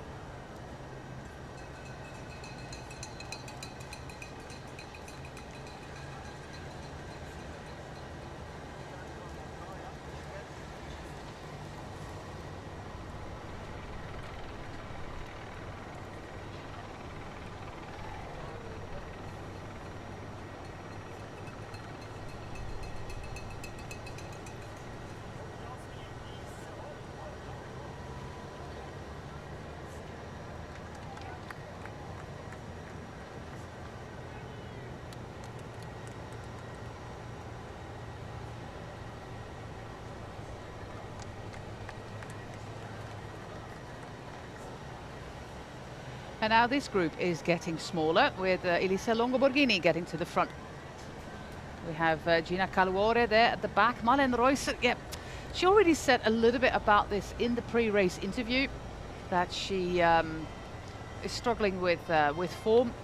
Although in the Giro d'Italia she was of course in the top 10, but when the speeds really went up, she was struggling a little bit. And on these small punchy climbs, yeah, she's just missing that final edge. But she wanted to ride here. One of the things she said in the pre-race interview, which I found remarkable, if this wasn't the Tour de Suisse, they probably would have waited a little longer with just to focus on continue focusing on recovering only.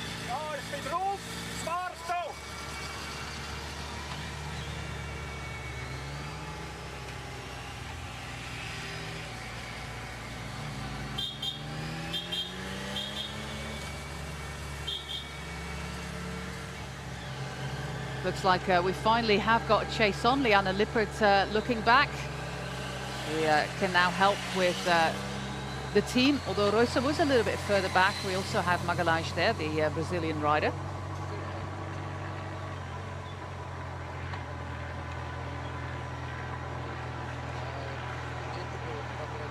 Truly open racing today, which is a joy to watch. I hope you all agree, wherever you're watching.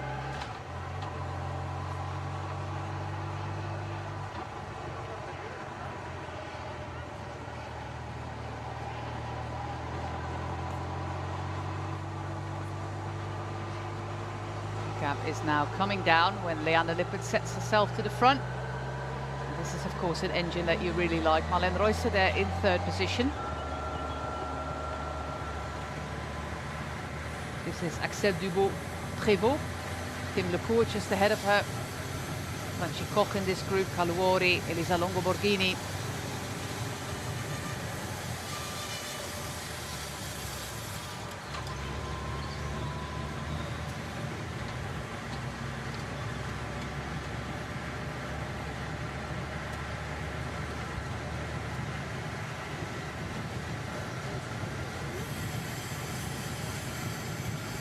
Such a great design here of the national champions kit of Mauritius, of course. Last year, when she also was the national champion of her country, an island off the coast of mainland Africa. She had a design which closely resembled the World Champions jersey that was worn by Kopecky last year, and that caused quite a lot of confusion. So now she's got this super colourful outfit. The Tour de Maurice was a stage race for men that took place 2 weeks ago, and she told me this morning there are plans for a women's Tour de Maurice, Tour of Mauritius, in the future, which I applaud because it's an absolute spectacular place in the world, and she's an ambassador for her country and for African cycling in general. First African rider to win Liège. Back to our leaders with Lauren Dixon and Femke de Vries. Lauren Dixon, a graduate in international business at the University of Leeds, and Femke de Vries, like I said, a graduate in medicine at the University of Nijmegen.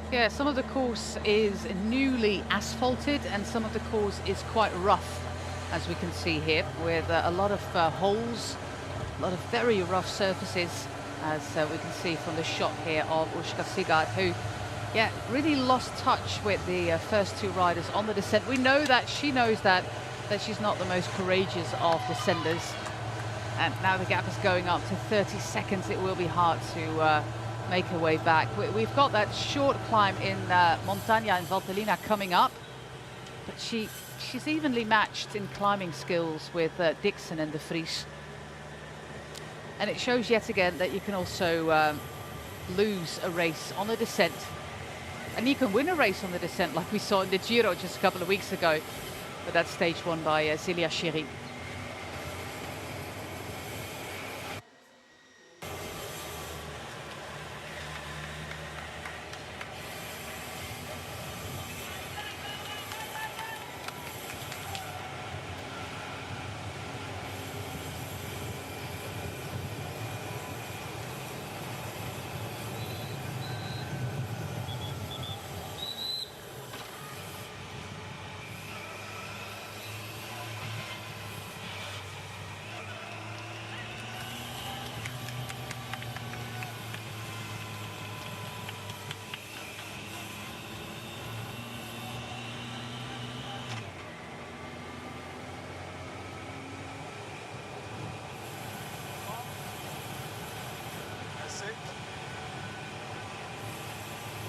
And don't get me wrong, I don't want to say anything negative about Urška Sigard. She's a wonderful human being, and her descending skills, it's not something, what I'm seeing on my screen, that I could do.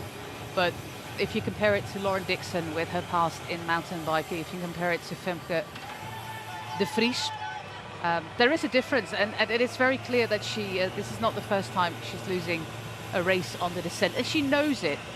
And not everybody is as courageous or as skilled as some of the riders who are masterful descenders.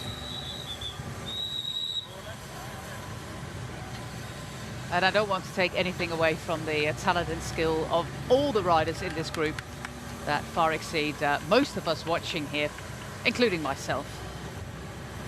Sondrio is actually down on the right-hand side of where we're looking. We are going to take a little detour to the north right now,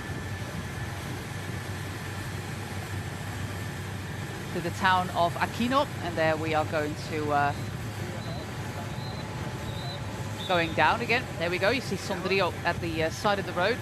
So we're now going south again, and then we take a little detour to the east as well to include the Bordigi climb. Newly asphalted. It was a gravel climb until quite recently.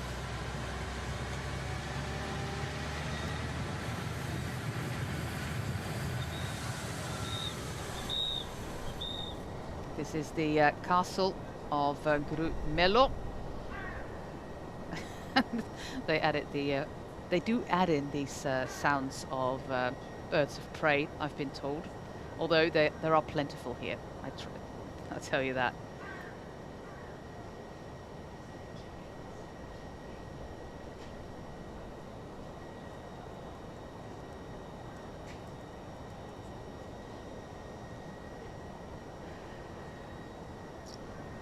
It was built in the late 13th century, early 1400s, early 1500s, late 1400s, and well, Grummo of Grumello is actually a rocky hill. Well, you can imagine why. And now you see the fantastic vineyards as well.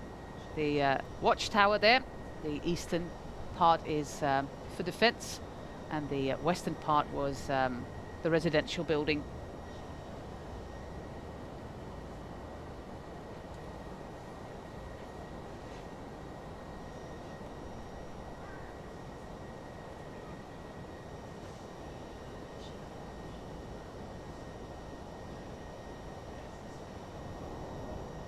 And this is a fantastic view of the terraced vineyards that we see here in the Valtellino. The grapes that they build here are Nebbiolo, red grapes. Locally they're called Chiavanesca. Chiavenna is one of the place names here. And that results in the very prestigious Valtellina wines with a regional protection, which they call a DOCG here in Italian, an AOC, for example, in France. Another specialty of the region is actually Bresaola. They got fantastic cheese here as well. A little bit too hot to sample cheese, in my opinion. And yesterday, most of the riders were invited to help some of the local ladies cook pasta with a carbonara style sauce. So the smells and the team presentation were absolutely fantastic.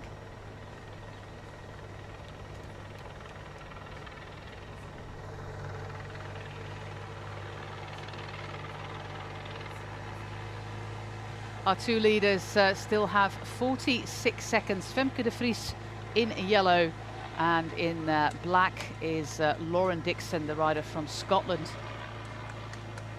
Femke de Vries from the east, grew up in Zutphen, studied in Nijmegen, and still lives there.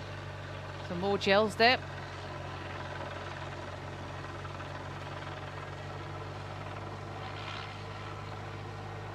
Some very quick carbs. Normally there is around 40 grams of carbs in these gels, and they work super fast because they are liquid.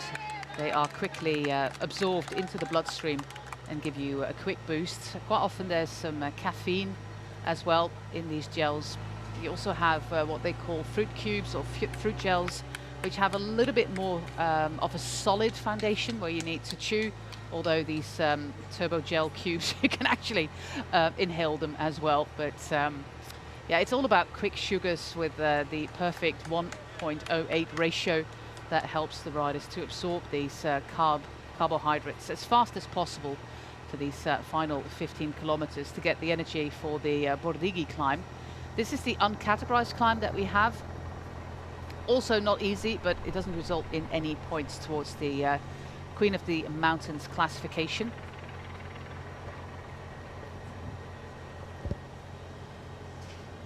And Femke de Vries is currently the virtual leader there. There is Urška Sigard, 46 seconds down according to the GPS on top of your screen. There she is. Still, if the situation stays like this, she has got a nice little margin onto some of the other favorites. And if the racing of today is kind of a prediction of what we are going to show you for the next 4 days, well, I do recommend you to stay with us, because it's making me all excited to see such fantastic racing here from the women in the Tour de Suisse in Italy today, no less. There's our chasing group. We now see the pink of EF Education Oatly at the front.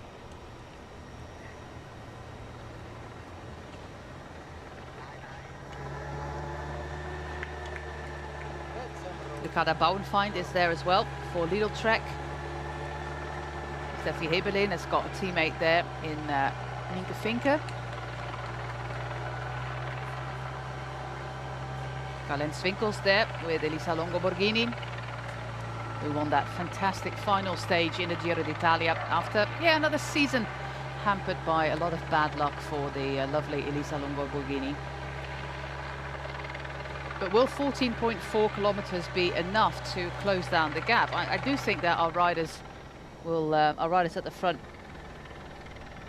are going to stay away with 14 kilometers to go and the gap still being 1.5 minutes. But how much of influence will this have on the final general classification on Sunday?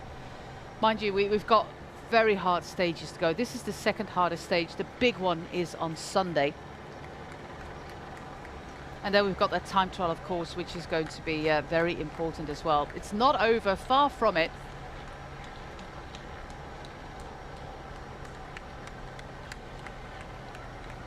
But it's a remarkable race scenario nonetheless here on day one of the Tour de Suisse, with start and finish in Sondrio. From this point, more or less, the 14 kilometers to go point, this is going to be exactly the same as the men's race.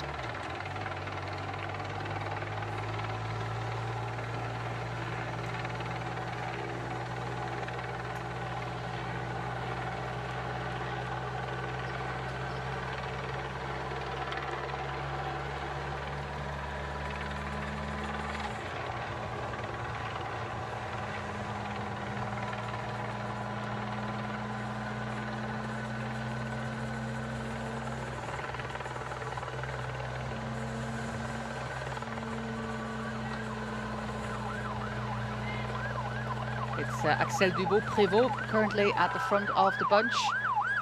UAE Team ADQ have got some firepower still left, but yeah, the GPS are kind of stuck at that minute 30 mark. So what can they still do? You see that Urška Sigard is gradually losing ground there. Also spot two Phoenix de Koning riders at the back with Sara Casasola and Jara Kastelein, so they also have some numbers. This is the set of the Montagna in Valtellina, the uncategorized climb, but look how scary that is.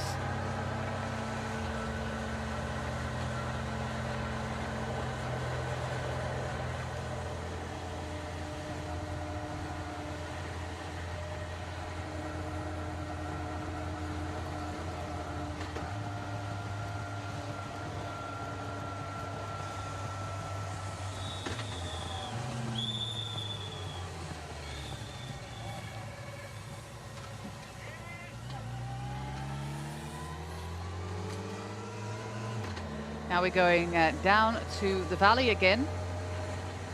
That's where we have an intermediate sprint. That is at 8.8 kilometers. And then we're basically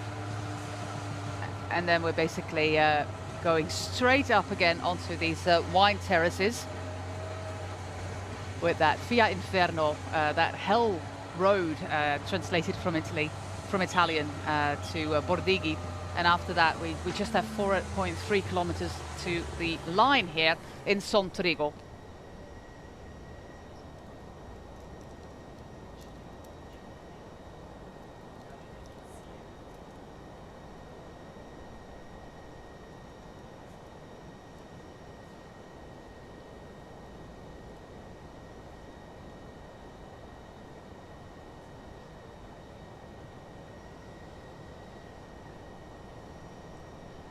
The Santa Casa, the rather phenomenal house here in Sondrio. Look at that.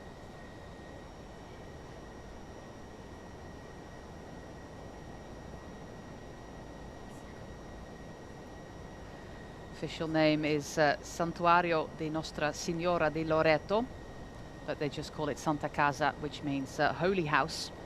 Built in, the building was completed in 1646, and they have a statue of a Black Madonna inside this church, inside this sanctuary.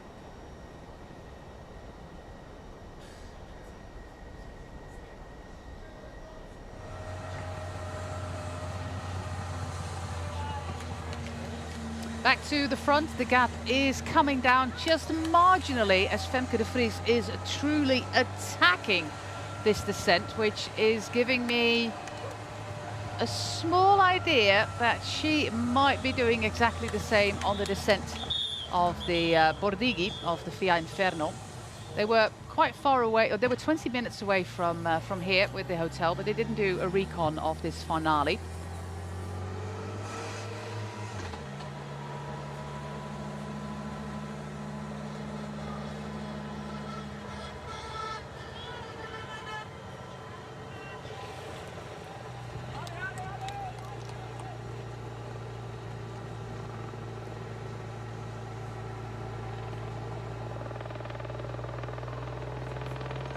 This is, by the way, where the Tissot kilometer is for the men. That's why we saw the branding there.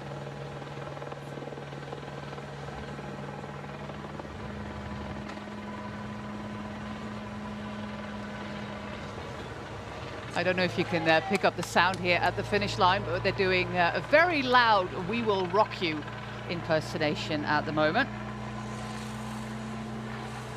These two riders are going to battle it out. We've got 10 Ks to go.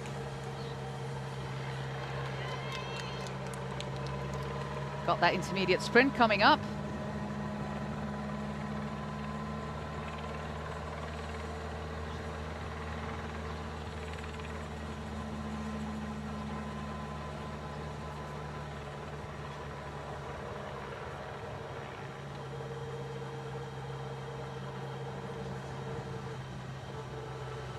This is only for the green jersey, by the way. No bonus seconds here. It's 6-4 and 2 points towards the intermediate classification. It's 12 points for the winner of the stage. So automatically that person will also get the jersey for, it's a blue jersey, little jersey. That will also go to that rider, but of course the winner of the stage gets the yellow jersey. It's very loud out here. I don't know if you can pick up the noise here.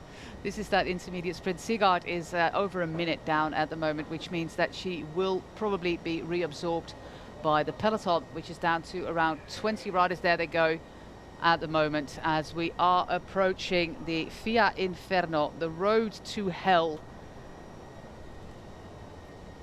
It's just a very short climb. It's a minute. It's a little bit longer than a minute. It's a kilometer and 100 meters, but well over 11% average. That is going to decide not only the climb, but most definitely also the descent, which is a very technical one as well.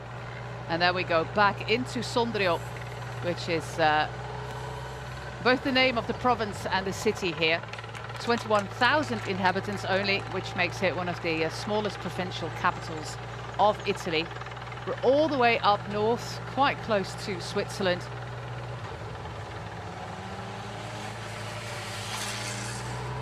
Uriska Sigard now caught, and if GPS is correct, the gap is now down to a minute as Movistar really set the pace with Reusser in second place. Behind her we find Nevadoma. We have Heberlin there, the Swiss champion. We have Elisa Longo Borghini up there.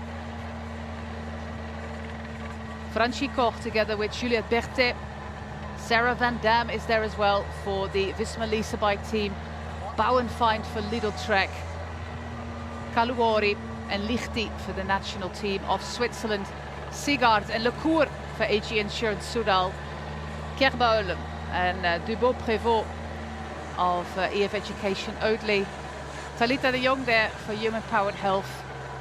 We have no indication how far back the rest of the field is at the moment. Caroline Swinkels getting to the front right now. Two riders for UAE Team ADQ. And I think then I have the two riders for Phoenix de Koning with Casasola and Castellijn. I think I have mentioned then most of the riders up there. Magalhães of Movistar has done her job. The Brazilian rider, meaning there's only one rider left for Marlene Reusser. And this is all about limiting damages, because with 7.5 kilometers to go for Femke de Vries and Lauren Dixon, it's going to be virtually impossible, in my opinion, to close this gap. But it's all about limiting damages with regards to the GC.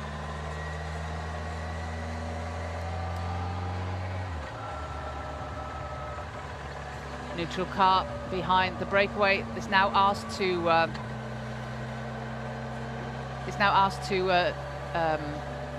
leave the two leaders. Of course, the gap is still over a minute, but the roads are becoming rather narrow right now. So, yeah, when this group is approaching, there will be no room whatsoever for the neutral service car to get out of the way. So that's why they're doing that right now as we are preparing for a wonderful showdown.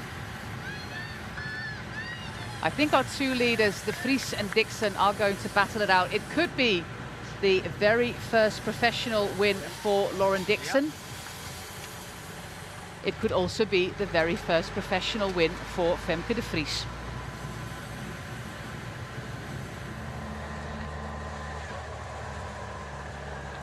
Carlijn Swinkels now at the front for her team leader, Elisa Longo-Borghini. On her wheel, we have Marlen Reusser. The gap is coming down to under a minute right now, but our views are now towards the leaders in this race, towards Lauren Dixon and Femke De Vries, as they're getting ever closer to the Via Inferno, to Bordighi. Recently asphalted climb. Look at that, our lovely decorations there on the side of the road. But let's get back to the main group right now, because they are approaching that climb right now. That climb and that decisive descent as well. This is all about getting into position. This is about limiting damages. But with 6 kilometers to go, it's all coming down to these two riders who most definitely, in my opinion, of course, I could be very wrong, but are going to stay away if the gap is still around the minute mark. There we go. Hairpin, hairpin, hairpin. Via Inferno, especially the descent, is going to be something special. And there we see the roads rise well over the 10% mark. It's a very short effort. The first climb that we did today, Buglio in Monte, was almost 3 kilometers of double-digit gradients. This is very, very small, just a kilometer.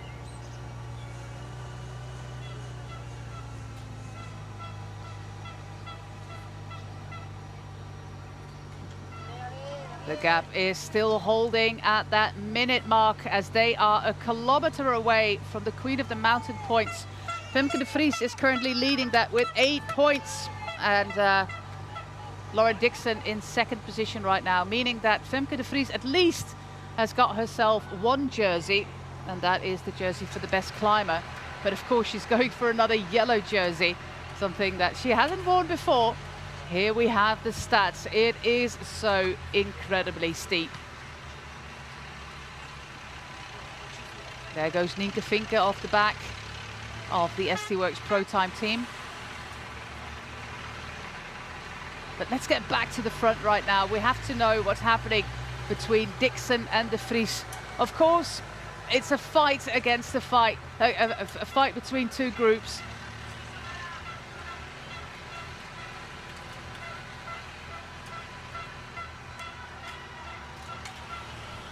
There's our two leaders. The gap now dropping below the minute mark, but I think it will be enough for them to hold on these very, very narrow roads that we have.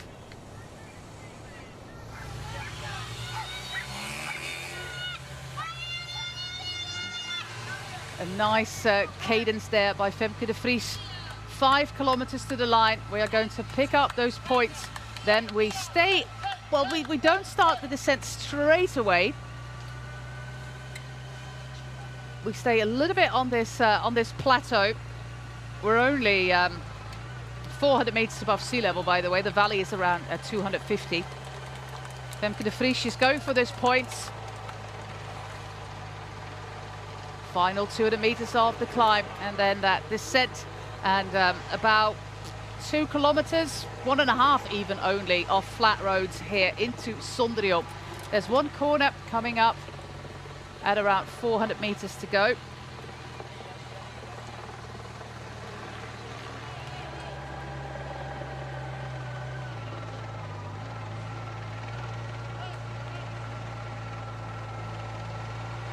Here's a chasing group with Lecour, with Nevadoma, with Longo-Borghini, with Sarah Van Dam and Steffi Heberlin. Marlen Reusser a little bit further back. The gap is now coming down rather fast, with Kasia Nevadoma putting everything on the pedals right now, with Elisa Longo-Borghini on her wheel, and Heberlin in a little bit more trouble This is that typical style that we know of Kasia Nevadoma. Remember that final stage in the Tour de France Femmes a couple of years back when she won the overall.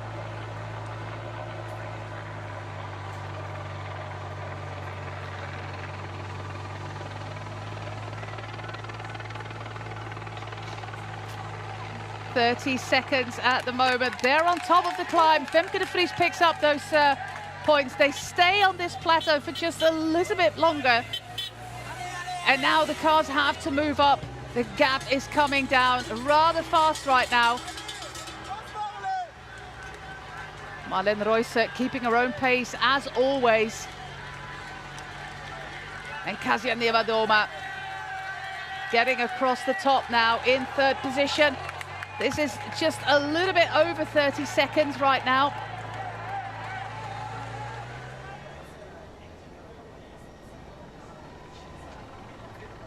Oh, those final meters for Elisa Longo Borghini are really, really tough. It looks like she's stuck into a gear that's a little bit too high, but luckily for her, it's over now. And we have that chasing group. Van Dam in the distance in yellow. Reusser, Lecour, Hebelin and Longo Borghini, but a little bit before that is still Kasia Nevadoma.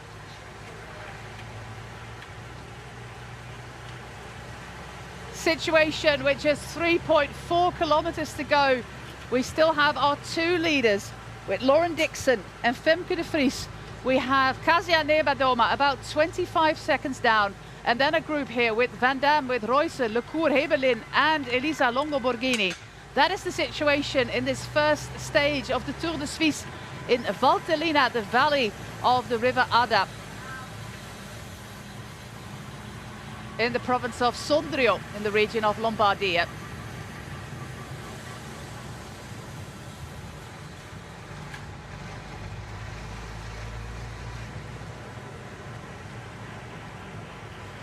Femke de Vries, she has secured the Queen of the Mountains jersey, but will she also get the yellow jersey? First cars and motorbikes of the convoy are now crossing the finish line. 30 seconds between Dixon, de Vries and Kasia Nevadoma. These riders are a further 10 seconds back, with Marlene Reusser currently leading this group. There we go, a tight right-hander.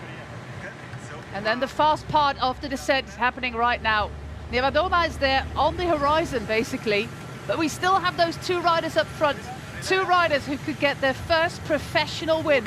All the riders in this group, they've had professional wins before, and some of them, plenty of them, including Elisa Longo Borghini.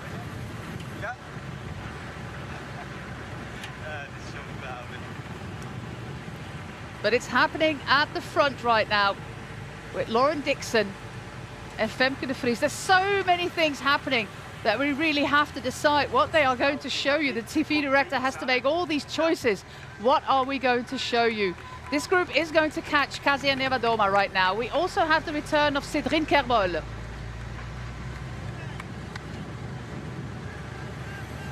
Our two leaders are going to stay away as the gap is going up. Femke de Vries is attacking this descent, but Lauren Dixon is not too far back. Dixon with ample experience in mountain biking in Scotland, where she started, and only recently really made waves on the road, joining this team this year. She could be winning a stage for the FDG United Suez team. At the end of this descent, which is only at just over a kilometer from the line, we have a little bit of flat road left, but it's hardly anything to speak of. This is going to be a very interesting mano-a-mano sprint between these two riders. I cannot tell you who's going to be the fastest sprinter of the two. Nobody really took a gap on the descent. Now we're crossing the river again into Sondrio. These riders are too far back to contest the stage.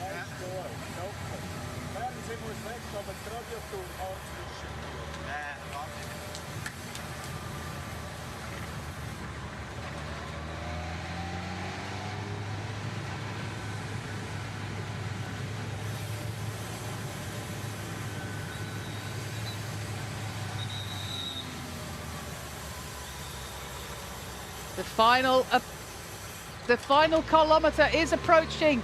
for our two leaders. We're staying here with the chasers, but they're not getting any closer. They're actually losing a little bit more time, meaning that either Lauren Dixon or Femke de Vries can get their first professional win. For Femke de Vries, that would be at the age of 32 in her absolute breakthrough season. Final kilometre is upon us. Femke de Vries in yellow and Lauren Dixon in the black and blue of FDG United Suez. They have to keep riding. There's no time to play poker at the moment. They have to keep the pace up. 500 meters to go. Femke de Vries is forcing the lead on to Lauren Dixon, which is a very smart thing to do. She probably took some lessons from Marianne Vos. We're going underneath the train tracks right now. This is just a straight road right now into the finish line in Sondrio. 300 meters to go. Lauren Dixon in first position. Femke de Vries just behind her. Either of these two riders can get their first professional win and will get the yellow jersey. Will it be Femke de Vries? Will it be Lauren Dixon? A phenomenal day for both of these riders, but it looks like the win is going to Femke de Vries. Or is Lauren Dixon coming back? No, Femke de Vries takes her first professional win and the yellow jersey on top of that.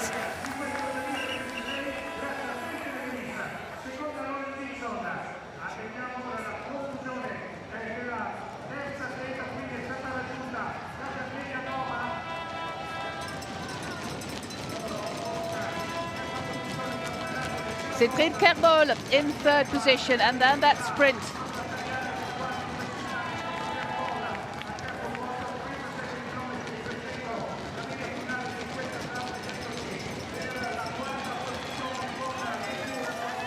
With Lecour, with Van Dam, with Longoborghini, Reusser. But what a win for Femke de Vries. And what a year for her so far. Third already in UAE Tour, but this is her first professional win. She joined the team midway into 2024, and her rise through the ranks has been meteoric.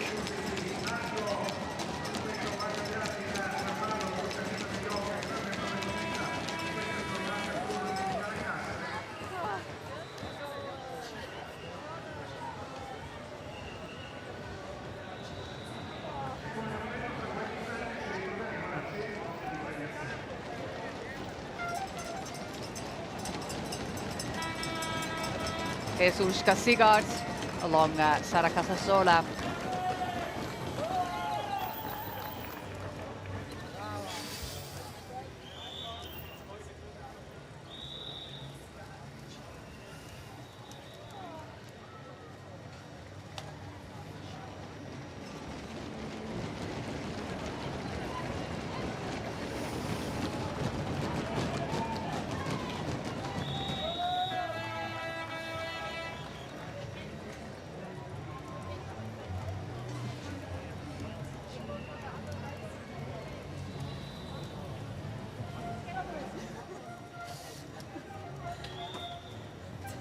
It's okay. There is the changing room. Yeah, he knows, I think. Is that the chasing room?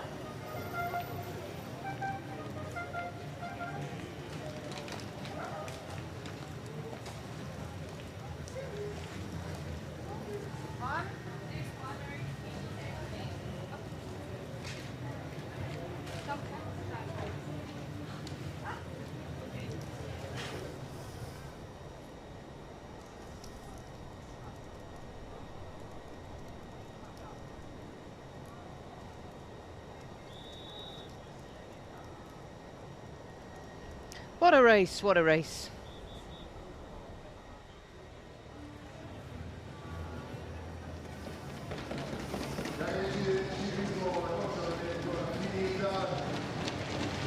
Here's Caroline Swinkels, Alice Towers as well.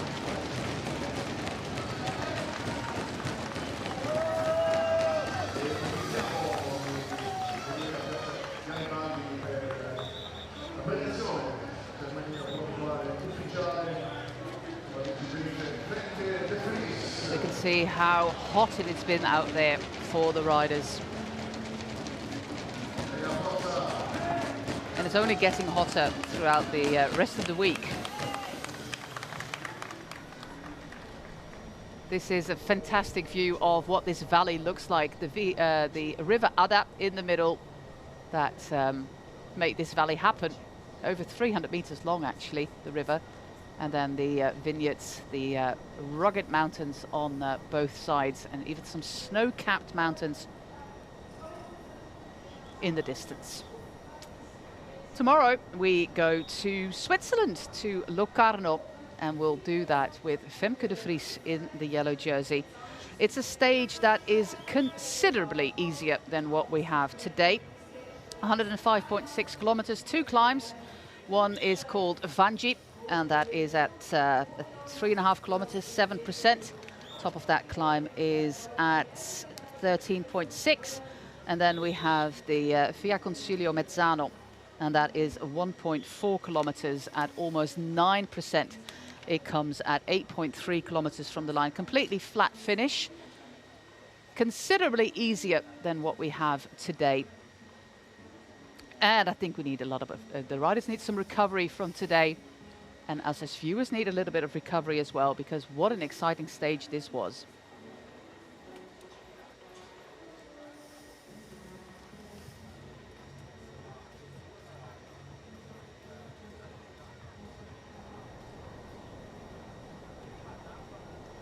Here we have our top 10. Femke de Vries wins ahead of Lauren Dixon, Cédrine Kerbol, Kim Lecour, Zara van Dam, Steffi Hebelin, Elisa Longo Borghini, Malen Reusser, Kasia Nievadoma and Juliette Berthet.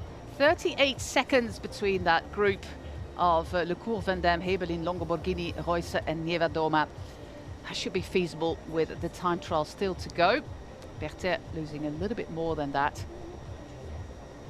But a very exciting start to this Tour de Suisse women. The men start in about 2 hours from now, and you can expect live coverage from 3:45. No, about 3:30 local Swiss time is when you can catch coverage of the men's race at the same channel as we have where you're watching now.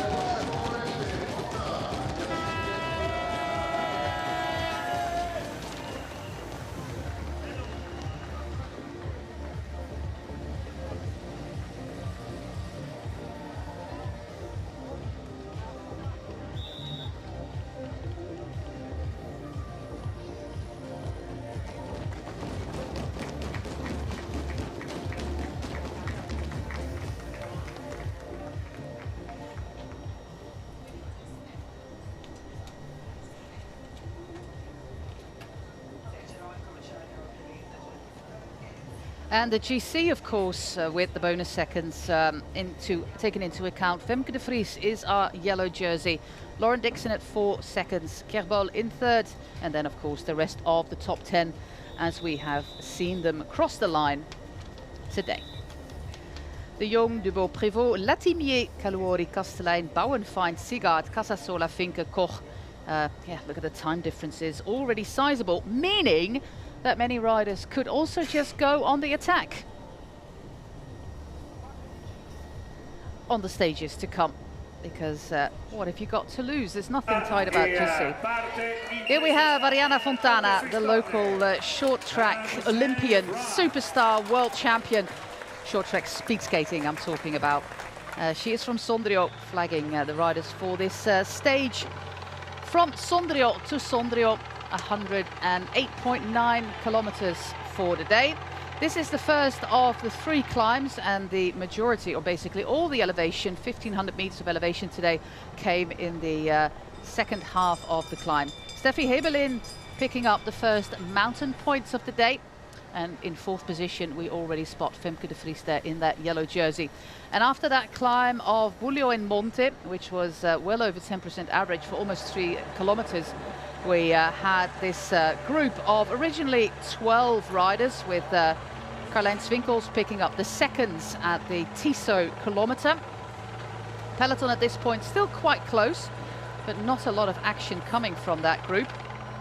We already have 10 riders up front. The second Tissot kilometre came, well, a kilometre after the first one, naturally. With Zoe Backstedt picking up some points there, with Liane Lippert and Karin Swinkels up there as well. And then the racing really started here on Triangia with this group of 11 riders, with Latimier, with Dixon, with Kaluori.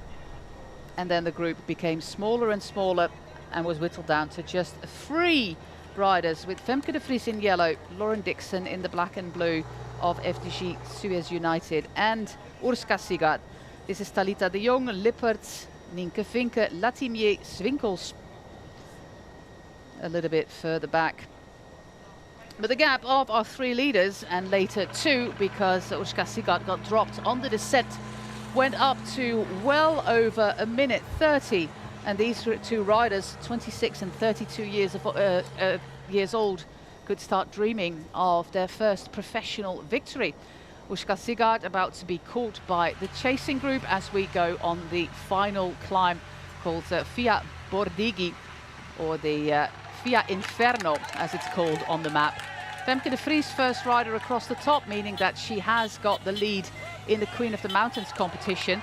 There was an attack, a counter-attack by Kasia Nevadoma, and she closed the gap to around 25 seconds only on our 2 leaders, and it looked a little bit dire straits there for our 2 leaders. But on the descent, we're back into Sondrio with this group, with Longo Borghini and Heberlin and Reuser and Lecour. They managed to stay away, and the sprint with the lady in yellow forcing the lead on Dixon and then sprinting from her wheel. 32 years young only, and this is her first professional victory. Dr. Femke de Vries. What a breakthrough. Already top 10 on GC in the Giro d'Italia, and now her first professional victory on top of that.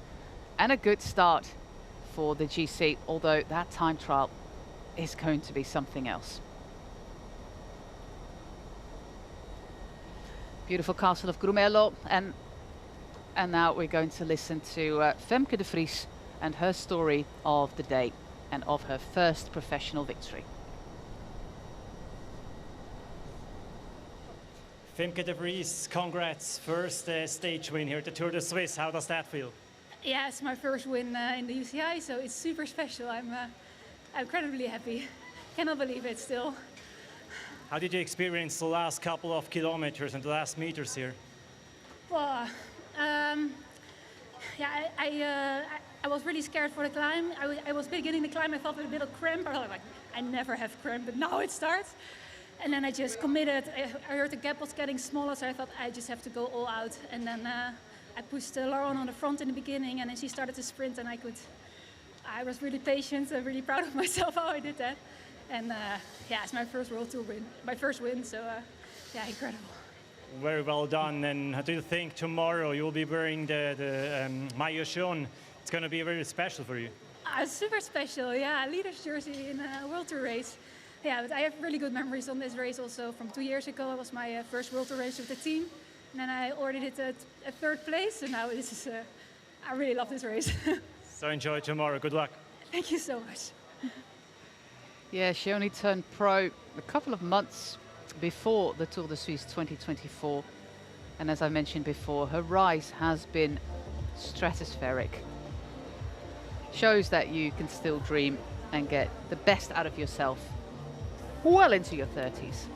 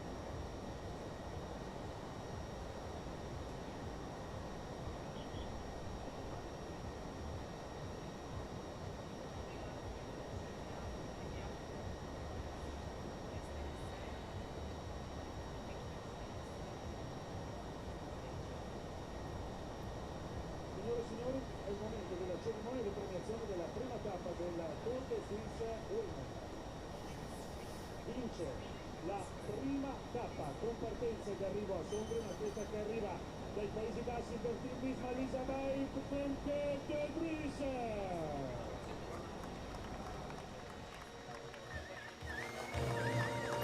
There she is, our winner of the day. A Sondrio la prima tappa e viene premiata da Arianna Fontana e da Massimo Sertori in rappresentanza della regione Lombardia. There is Arianna Fontana again, world short track speed skating champion.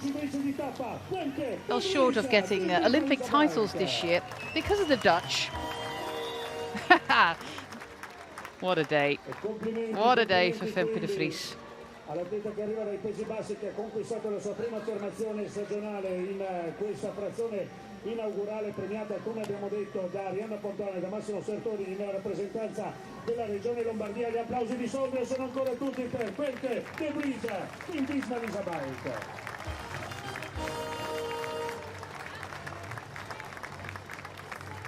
Complimenti, congratulations Femke, thank you very much.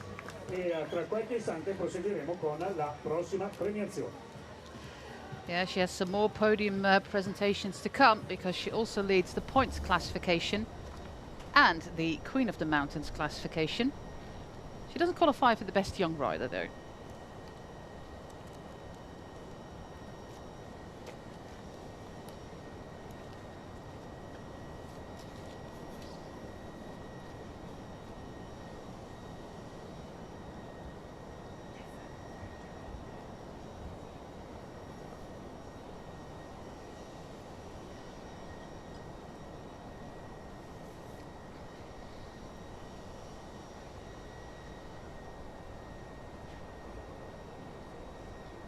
Della classifica generale del Tour de Suisse Woman, che difende i colori del team Visma Elisabeth, Femke de Vries. There she is, back again, first for the yellow jersey. Femke de Vries veste la maglia gialla Primeo Energia, viene premiata da Patrizia Ea, responsabile del progetto sponsorizzazioni ed eventi di Primeo Energia. Gli applausi di Sondrio sono per la maglia gialla, domani sarà via con le insegne di leader della classifica generale al Tour de Suisse, Femke de Vries, Visma Elisabeth.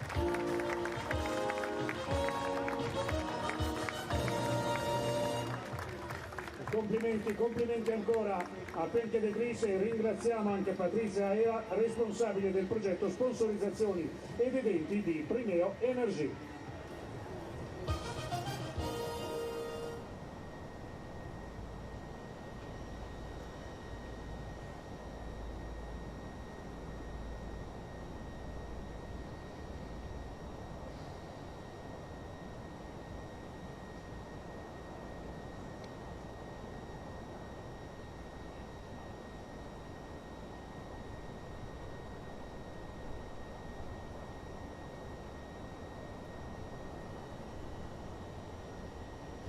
Beautiful Santa Casa.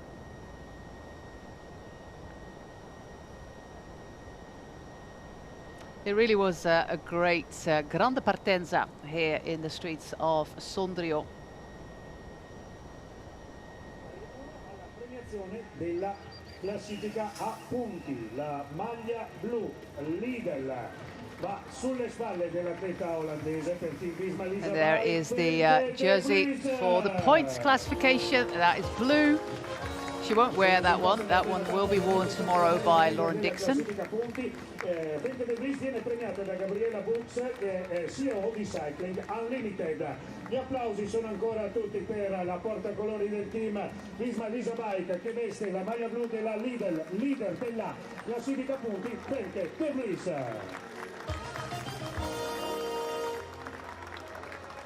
Complimenti ancora alla portacolori del team Visma Elisabeth.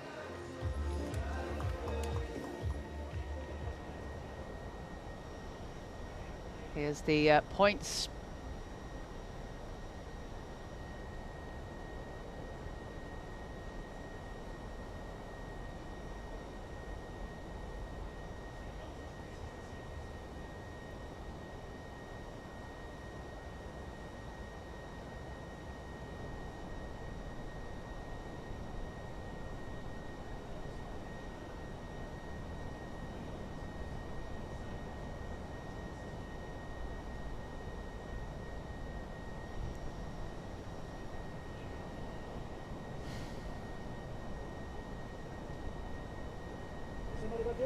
l'assegnazione della maglia bianca land per la miglior giovane per un atleta. Then the best young rider. And that is on number 3 of the stage, Cédrine Kervol. She attacked in the final away from that group. E da Roman Mebert, che è responsabile finanziamenti alle piccole e medie imprese nel settore immobiliare. Miglior giovane in classifica generale, Cédrine Kervol, IETA Education Equity.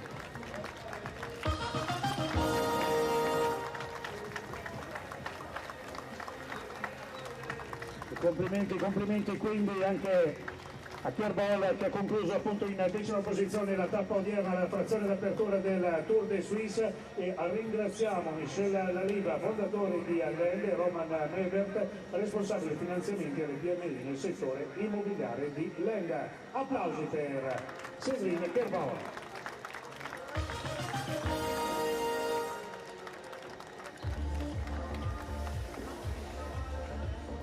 And on a day where the Visma Lease bike team got a big blow with Wout van Aert out of the Tour de France selection with an infected elbow. He crashed 1 week ago on his time trial bike. They have a win to celebrate in the women's team. Only 4 riders at the start for Visma Lease bike, but a win, a yellow jersey, and a great start point for a fantastic GC for Femke de Vries, and also Zara van Dam, by the way, who's also in that top 10. Here's the green jersey. That is the this is the mountain jersey. A little bit confusing. Normally a green jersey is a points jersey, but they do it the other way around, because green is of course the color of Europcar, the rental car agency and main sponsor of this classification.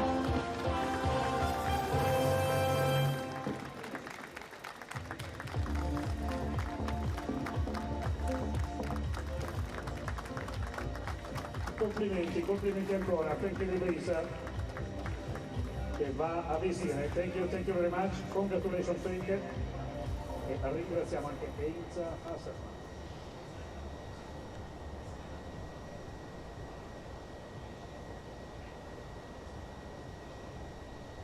Tomorrow only 2 climbs, and a very good chance for Femke de Vries to hold on to that lead, although it might also become a goal of somebody like Steffi Heberlin.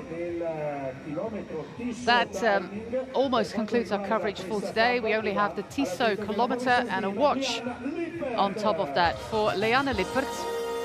You can see she already wears a Garmin on her wrist. Might be a Wahoo, I don't know. But she's got herself a watch as well, and some nice flowers on top of that.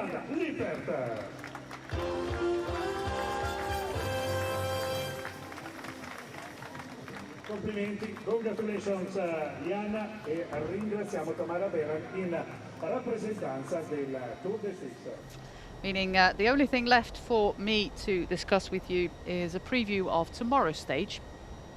We'll be on the same time as today, so shortly after 10 AM local time, as we make our way to Switzerland, to the province of Ticino. Oh, we have a most aggressive rider jersey podium presentation as well, and that also goes to Femke de Vries. È il premio GP Chenet che viene consegnato da Angelo Gaetan, il partner GP Chenet, l'atleta più combattiva della prima tappa, Femke de Vries. And some 0% wine for her by GP Chenet. GP Chenet. E dunque con questo è tutto per quanto riguarda di fatto quella che è la prima parte di giornata. Il programma ovviamente prosegue tra qualche minuto con la presentazione di team e poi la partenza della prima tappa della prova maschile. Tutto questo in Piazza Garibaldi.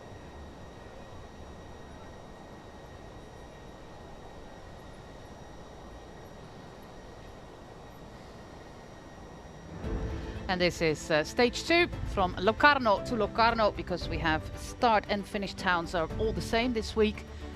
Just over 105 kilometers. We start on the beautiful lake in the beautiful town of Locarno, a high-end resort, Bellinzona equally so. We stray through the valleys to Biasca, and all the way at the end of the stage we have 2 climbs. We have an intermediate sprint in Lodrino. We take the same road back. There's the sprint, and then on our way to Locarno past Bellinzona, we take a small little detour for the 2 climbs. One is called Fangi and the other is Via Consiglio Mezzano, and then in downtown Locarno for our finish of stage 2. This is the profile, so I hope to see you again tomorrow. My name is José Been. Thanks for watching, and have a lovely afternoon. A domani.